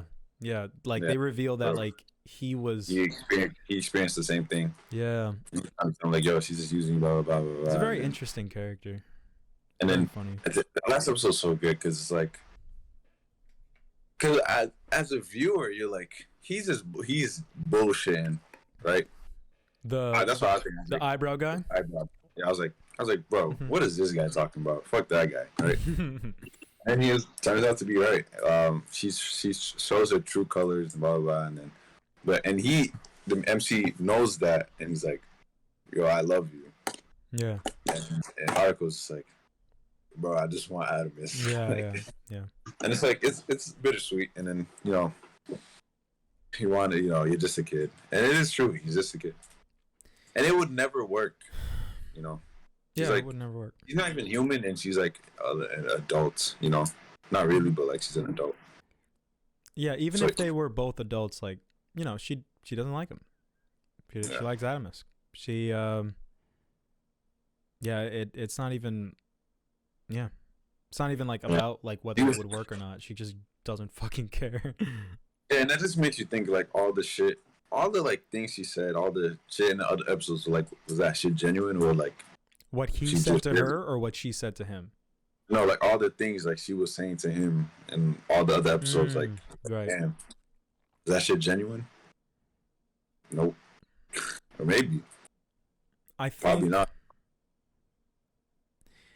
the way I interpreted that whole bit in the show is that like you know, like I love that part, like the ending when they're on the hand and the guy has like the gun like pointed at Haruko and he's like explaining to the kid like, you know, she's manipulating you, why do you keep going back to her, like da da da da, and the kid's like standing between Haruko and him, and he can walk to the guy or he can walk to Haruko, and despite the guy like explaining it to him, and at this point he kind of knows it, he goes back to Haruko because at that age you can't deny those feelings that you have, you know, like those feelings are real and they like, you know, they do mean something. And I feel that in my life today, you know, people that I love, and even if they are abusing me, like it's hard for me to kind of rationalize that reality. Yeah, the reality that like, you know, maybe they don't really care or they're using me, you know. Like there's so many girls that were like that in high school. I've never like had a girlfriend or anything like that, but I've just like, there were like girls that would like just play with your emotions. And I know that feeling of like thinking like, okay, but there was something real there, right? Like, you know, I felt something. And that's kind of what the kid feels, you know? It's like, yeah, like I don't care if you tell me I'm wrong. Like I know I feel these things and I don't know what else to think. You know, am I supposed to deny these feelings? Am I supposed to pretend like they don't exist? When you get older, it's a little easier to rationalize that. But when you're going through it for the first time when you're young, it's like, what the fuck? And that's how I felt when I was a kid, and that's how he feels in that moment. So to answer the question of like, was Haruko lying or not? I think it's a mix of both, because I think Haruko is like half genuine and half like I don't really care. That's why the sincerity of that line at the end of just like, do you want to come? Never mind. You're still a kid. Like, she's not saying that to hurt his feelings. Like, she genuinely means that. Like, you know, she's like, I like you, kid, but you know, I like this more. Like, I need this more than I need you. I don't really need you, but you know, I don't dislike you, you know? Like, she was manipulating him, but at the end of the day, she did help him, you know? She was telling him like, you got to swing the bat and stuff. And that was very important for him to learn, like that whole bit, you know? So, bro, I don't even think you made this connection, but that episode was literally like Paranoia Agent. Oh, really? I haven't seen all of Paranoia Agent, but he's wearing the same outfit as the Bat Kid in that show. He has roller skates? No, but like everything else. Oh, interesting. Blue jacket, red hat, and a baseball bat. Wow. I never noticed that. I noticed that. What does that mean? No, I noticed that immediately. Oh. Yeah, I wouldn't doubt that. There's a ton of references. It was just like the way he was holding his bat, like it was like on the ground sliding. It's just like Paranoia. I thought that was cool. Yeah, that's pretty cool. There is a lot of references like to South Park. Yeah, South Park, Lupin the Third. They mentioned Doraemon. Those are the three that I noticed, and just inherently because it's Studio Gainax, like I don't know, maybe it's like a subtle reference to like Evangelion and stuff. I don't know if this came out before Evangelion, but yeah. Yeah. And Mamimi, you know, he knows that relationship between them is wrong, but he does have feelings for her, and he's right. You know, as an adult, it's clear as day to see that like Mamimi is using him as well. Yeah, because they're both young and confused. Like, it's you don't hate either of the characters because you understand their positions, because you've been in their positions. Like, it's completely understandable why Mamimi acts the way she acts, because you know the reason why she talks about it like I'm gonna overflow is because she doesn't understand it either. She doesn't understand like her sexual like adolescent feelings, you know. And like she didn't even call him by his real name, Taku, and it even shows it. It really like shows you that she needed something, because like even that little robot dog, she was like, "Yeah, Taku now." Like, yeah, bro. Anything would help her to like not. Yeah, because she's trying to remind herself. So what's his brother's name? Nayako or something. I don't remember. But yeah, she's using her version of Takun is supposed to be like, she's really sad that his older brother, which was her boyfriend, like left and dipped, and she needs someone to confide in. She needs someone or something, and she confides in Takun sexually. That's why she's like constantly up on him and like flirting with him, even though she doesn't like him. She uses him as like a substitute for her brother, you know? And like, I know how that feels. Like, I know what it feels like to be in that situation where like you want one person and you settle for another because you can't get that person, you know? I really love her character, and it's so subtle. Like, they don't ever explicitly say that. You either get it or you don't. Yeah, for real. And that's why the show's so good. It's easy to tell. Like, it's not right and it's toxic. Mm-hmm. And like, yeah, it doesn't make any sense. And he knows it too, but you know, I guess he likes that female attention. I feel like any kid, anyone like his age would like gladly be in that position. You know? Yeah. He is like at least subconsciously aware of it. Yeah. And he's always like, "Well, why do you do this stuff?" Like, yeah. He says in stuff. Yeah, he tries to act tough, but like it's so dense, you know? You have all these different characters and all these different issues clashing with each other. And it's so real, you know? Mamimi, she could honestly have an entire show like of herself, like of just that issue that she's dealing with, and same goes for the other girl. But the fact that they're all happening at the same time in such a short time span and with each other is fantastic. The show is extremely subtle in its delivery, which makes it all the more great because of the subtlety and because of how much it's saying with that subtlety. It's like the message is stronger as a result, because the only way you're going to get it is if you can read in between the lines, you know? And if you have to jump that hurdle to read in between the lines, it's like you putting in more effort to understand what the show's trying to put down makes the show better. Like, yeah. It's extremely well executed. Mamimi is a great character. Yeah, it is done very well. For real. And like I said, I like how in the end, like, that he was with the purple girl. Yeah. Who was like really like the best for him. Yeah, it's very interesting you have that interpretation, because like I kind of saw the ending as like because I don't think he like gets with the purple girl and they're like boyfriend and girlfriend in the ending. But like my interpretation of the ending is that like he still doesn't really understand how to approach life. You know, by the end he doesn't have the answer to like, okay, well, if I have feelings for like 3 girls at the same time and people have feelings for me, what the fuck do I do? You know, like that's kind of like the issues that he's going through in the show, and he doesn't really find that out by the end. And the only solution to that is you gotta wait till you grow up. You gotta wait till you figure it out when you're older. Because when you're older, you know, it's still not gonna make any fucking sense, but you'll have a little bit of experience to kind of, you know, decide these things for yourself and make educated decisions, right? But when you're younger and you don't even understand these feelings to begin with, you just kind of run with them. So, like, I kind of see I guess it's good for the girl character. Like, it makes sense for her because like she stays with him because she still likes him despite all the stuff that he's gone through. But you know, I don't feel like he ever like liked her. You know, so like, I don't know. I don't know if that's even gonna go anywhere. You know. Yeah, I was even like, when I brought that up, I was even talking about them getting a relationship. Right. I was saying like he was just like the fact that they're together. At the end, he was like still there.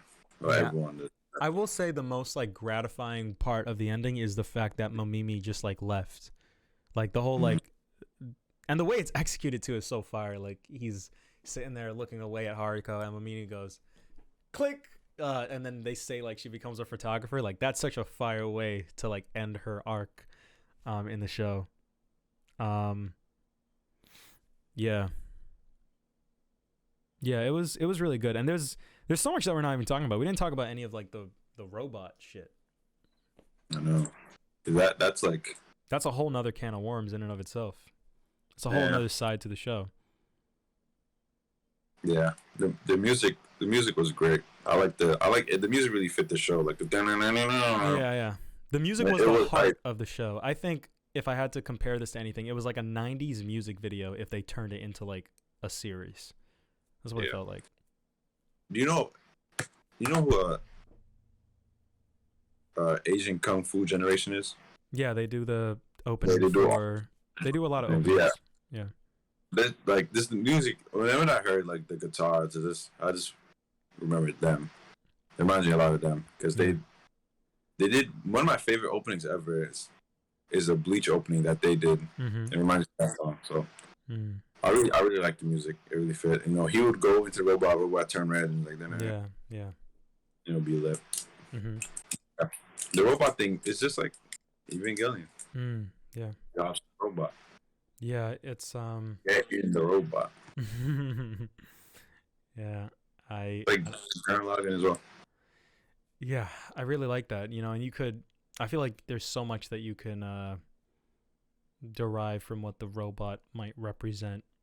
You know, I mean, they do objectively say what the robots are. They're like kidnapped by Medical Mechanica, and like the boy's brain is like a portal to them. And when she hits him in the brain with it, like he's able to like teleport them to his like worlds, depending on the emotions that he has, you know? And like the reason why she's trying to elicit these emotions out of him for like his love for Mamimi and his love for her is because when he has love is when the robot turns red. And when the robot turns red, that's when they get closer to Atomisk, because that's like the color he represents, right? So that's why Haru is like trying to get that out of him. She's trying to exploit his loving feelings for her and Mamimi, and she's trying to get that out of him in a very cool way. I love that nuance because you don't fully understand it, but by the end of it, it's like, oh, like I get it, and you know, and then that ties into the other ones. You know, it's like when he starts getting cocky, you know, the gun guy comes out, and that's what that represents and stuff. And yeah, it's the robot stuff ties into the themes of the show in a very cool, like subtle way. Mm-hmm. Plus, the robot stuff would be cool. It's cool for the casuals as well. Yeah. They don't know what's going on. Mm-hmm. Yeah, I think as a casual, I could tell that this show was above me and that I didn't fully grasp it by the end of it, you know? But if you are a casual, like, I think you will have fun, like, just seeing that story play out even then. Yeah. Yeah. I do think... Go ahead. No, this show, it does a lot in 6 episodes. Yeah, it does a ton. And, it was really funny. Yeah. Yeah. Really funny. Because I find things like certain faces that characters would make really funny. But I find like that's so funny because I remember at the end of season 1, Demon Slayer, when the dude was like stabbing his arm, he's like, "Look at this she's gonna drink my blood." Then like Nezuko like trying to fight the urge to drink or like eat the blood, whatever. And then when she doesn't, she's like, she makes a face. So like she's like pouting at the guy. She's like, but they have like in a super cartoony way. She's like this pouting like a mad face. I always remember that scene. So funny. That show does that like all the time. Like when he gets hit by the bike, hit by the guitar. Right. Like other people's reaction, his dad's reactions to things. Like I remember when they was eating the spicy food. Like his grandpa like just fucking like died. Yeah. And, like your dad's like freaking out. And Haruko is like throughout the whole show is always making funny faces. Yeah. Like that scene where like she would talk and then like like you can't see her face, you can only see the side, and then she would start smiling. You know what I'm talking about? Yeah, I do.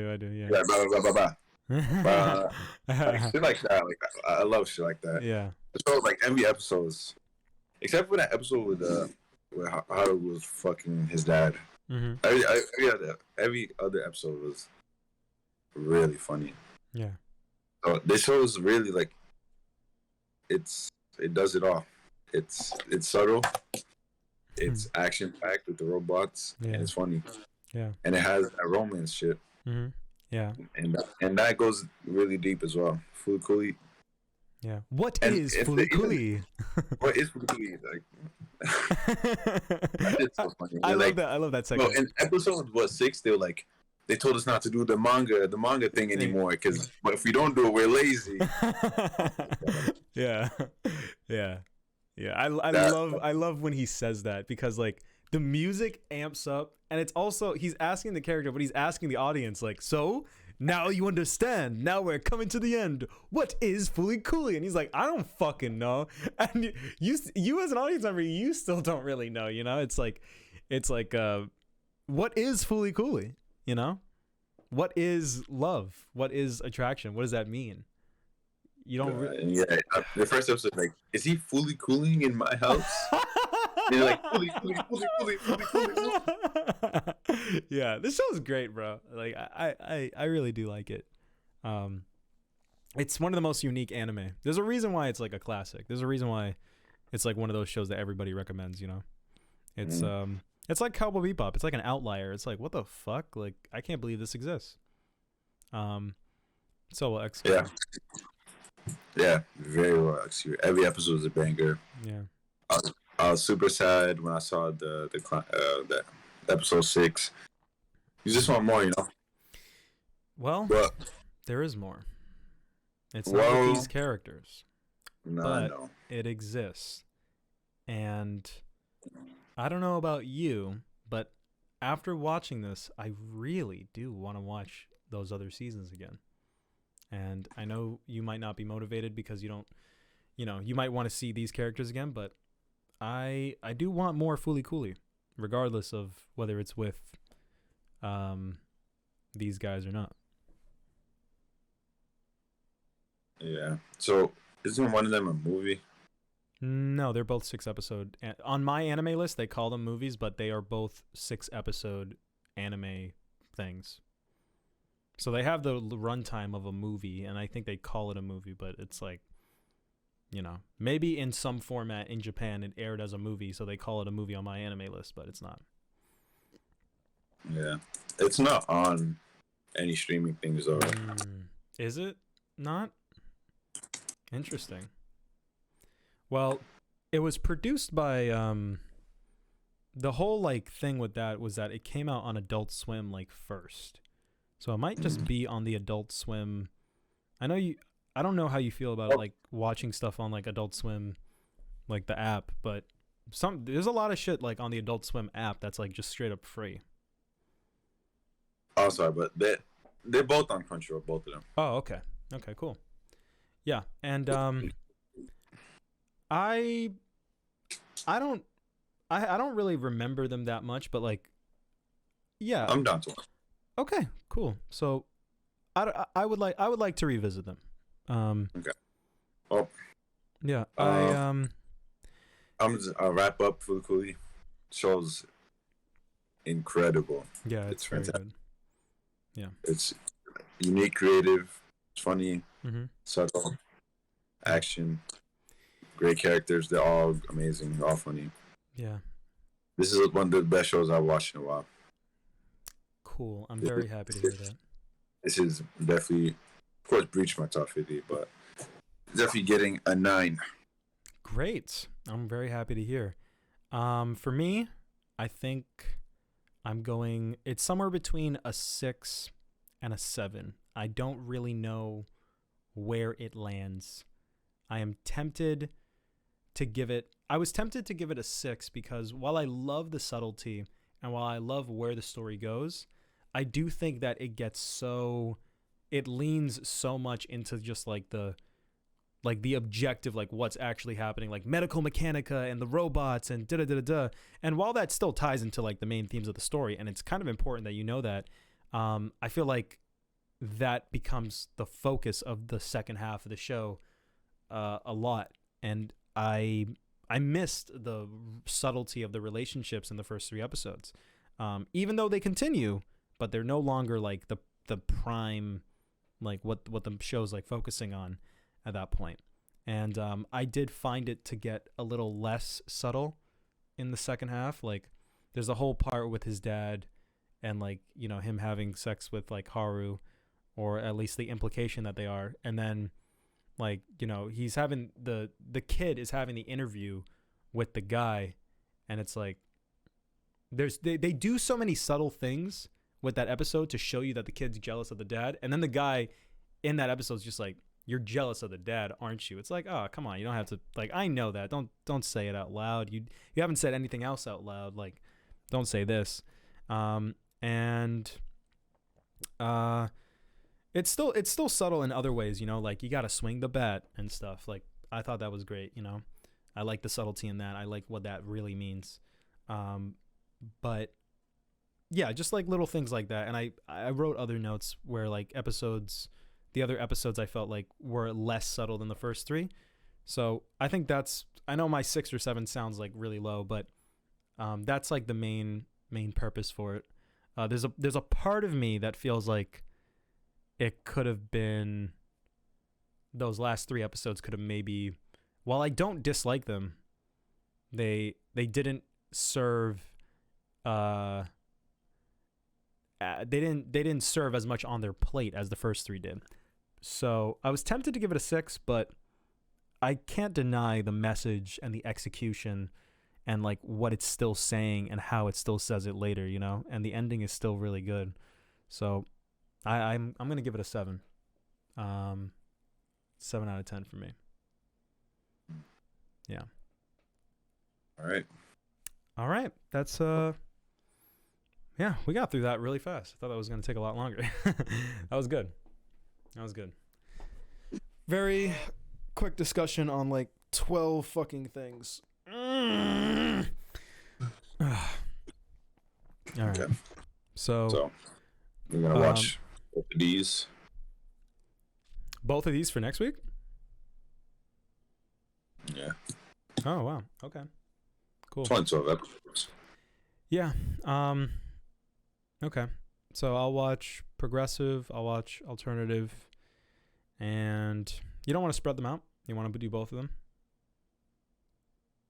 Up to you. Well, we're going to watch Batman. So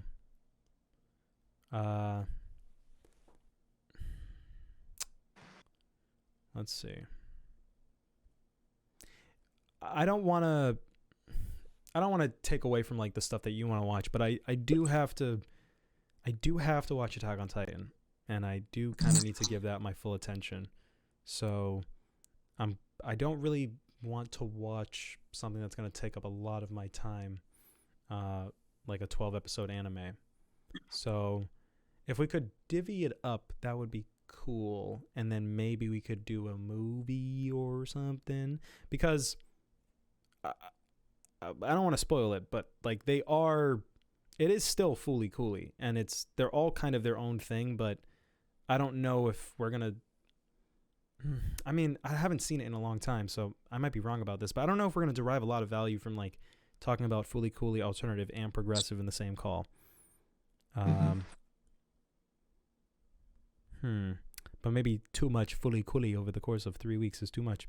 All right, fuck it. Let's do Batman and progressive and alternative. Let's do that. Sure. Can we wait until after I finish Attack on Titan? I'd be a lot more comfortable. Are you okay with that? I'm fine with anything. Okay. Let's pick 2 other things besides a show, if you're comfortable doing movies. Fine with me. All right, do you want to pick the movies, or shall I pick? With my bad taste. I see. I didn't come into this episode with anything else to watch. Okay. I mean, I always have things up my sleeve. So, do you want me to? Do you want to? Yeah. You sure? Okay. Yeah. All right.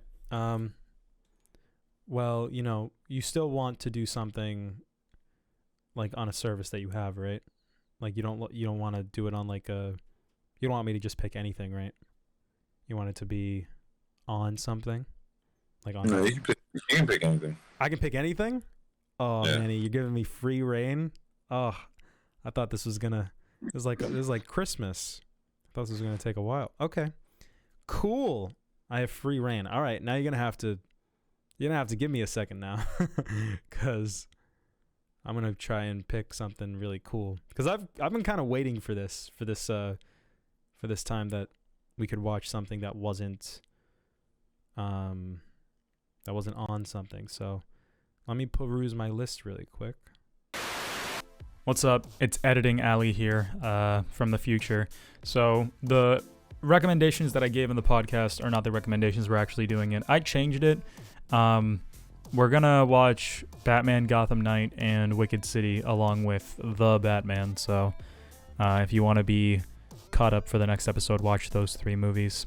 I recommended a Satoshi Kon film and a Mamoru Hosoda film at the same time, but if we start those like directors' films, then we're gonna kind of have to watch all of them. Like we're gonna watch them all back to back in the same way that we watched the Ghibli movies, and I don't really want to start doing that right now. I want to have fun. I want to watch something that's a little bit more out there and different and not part of a series. I want to continue that like we did with Sword of the Stranger. So yeah, watch those. Those are the next recommendations.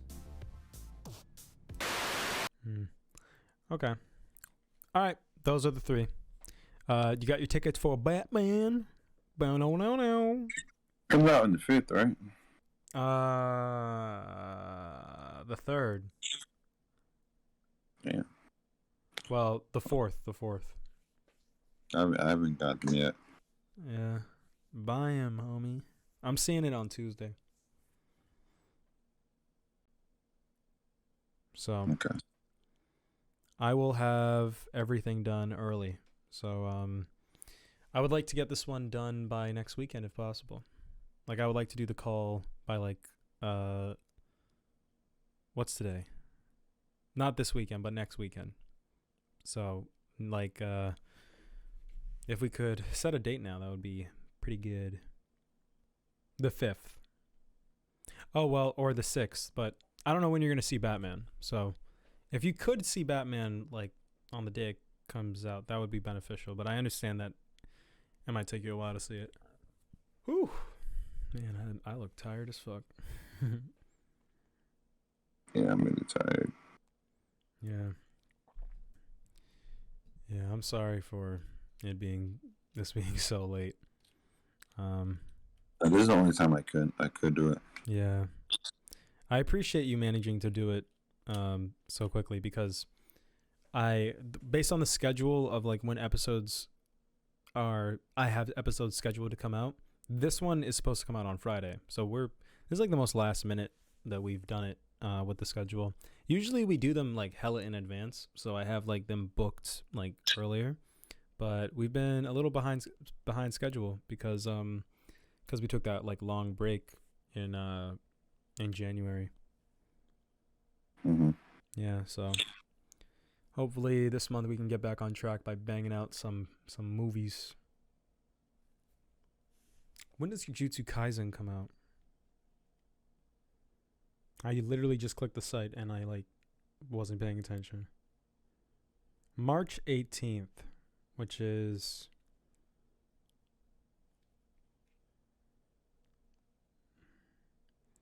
which is 1,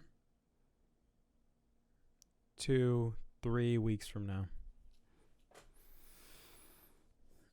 So that'll be interesting.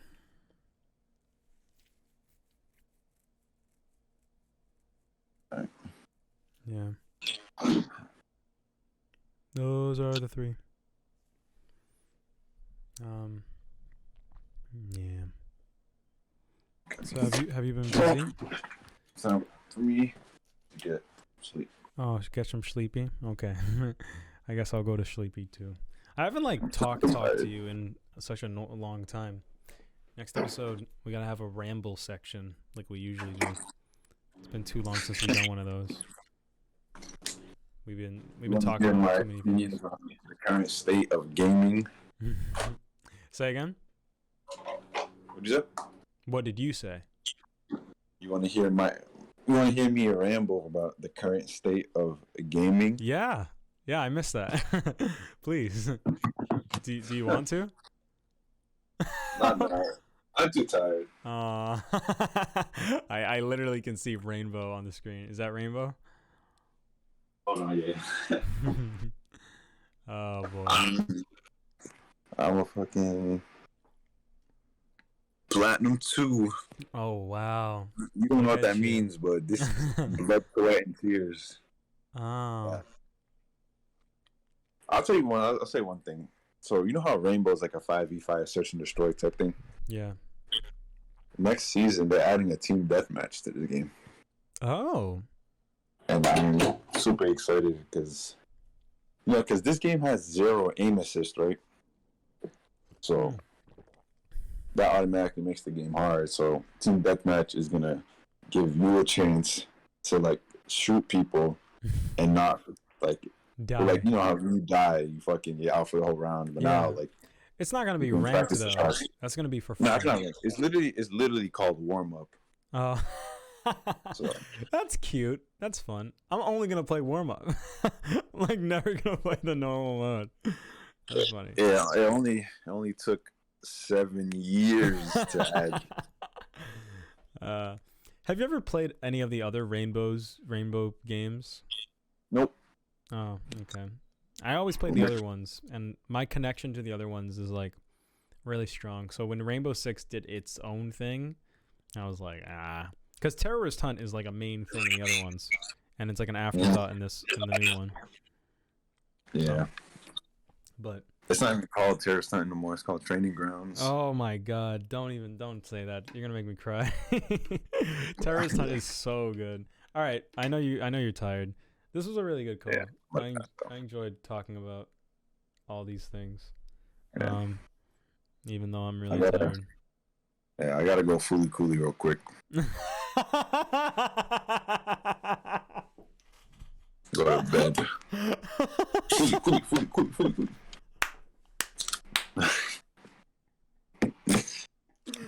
Holy shit! That was really funny. Yeah, maybe I'll fully coolie too. I don't even know. What does that mean, Ali? What are you like talking about? What I was talking about beating my meat. Is that what you're talking about? No. What? Manny, that's the only thing that it could mean. I know, but I was joking. That's what I meant. That's why I laughed so hard, because I was like, I knew that's what you meant. Yeah. I knew that's what you meant, but that's not actually what I meant. What did you mean? Sleep? Bro, no one knows what fully coolie means, so I can use it in any way. Fully coolie is in relation to love and sex. Love. Yeah. Yes. Yeah. I'm going to love going to bed. Okay. Sure. I don't know if it meant it in that way, but I guess it's open to interpretation. Manny, it's too late. You're making my cheekbones hurt. Cheekbones? Yeah, I'm smiling too much. Right. All right. I'll catch you next time. Yeah, I'll catch you next time. I will watch all of Attack on Titan in the span of a week. 100 episodes. That was going to be fun for you. Yeah, it's going to be really fun. Pay attention? Yeah, I'll do my best. All right. See you, buddy. All right, bro. See you.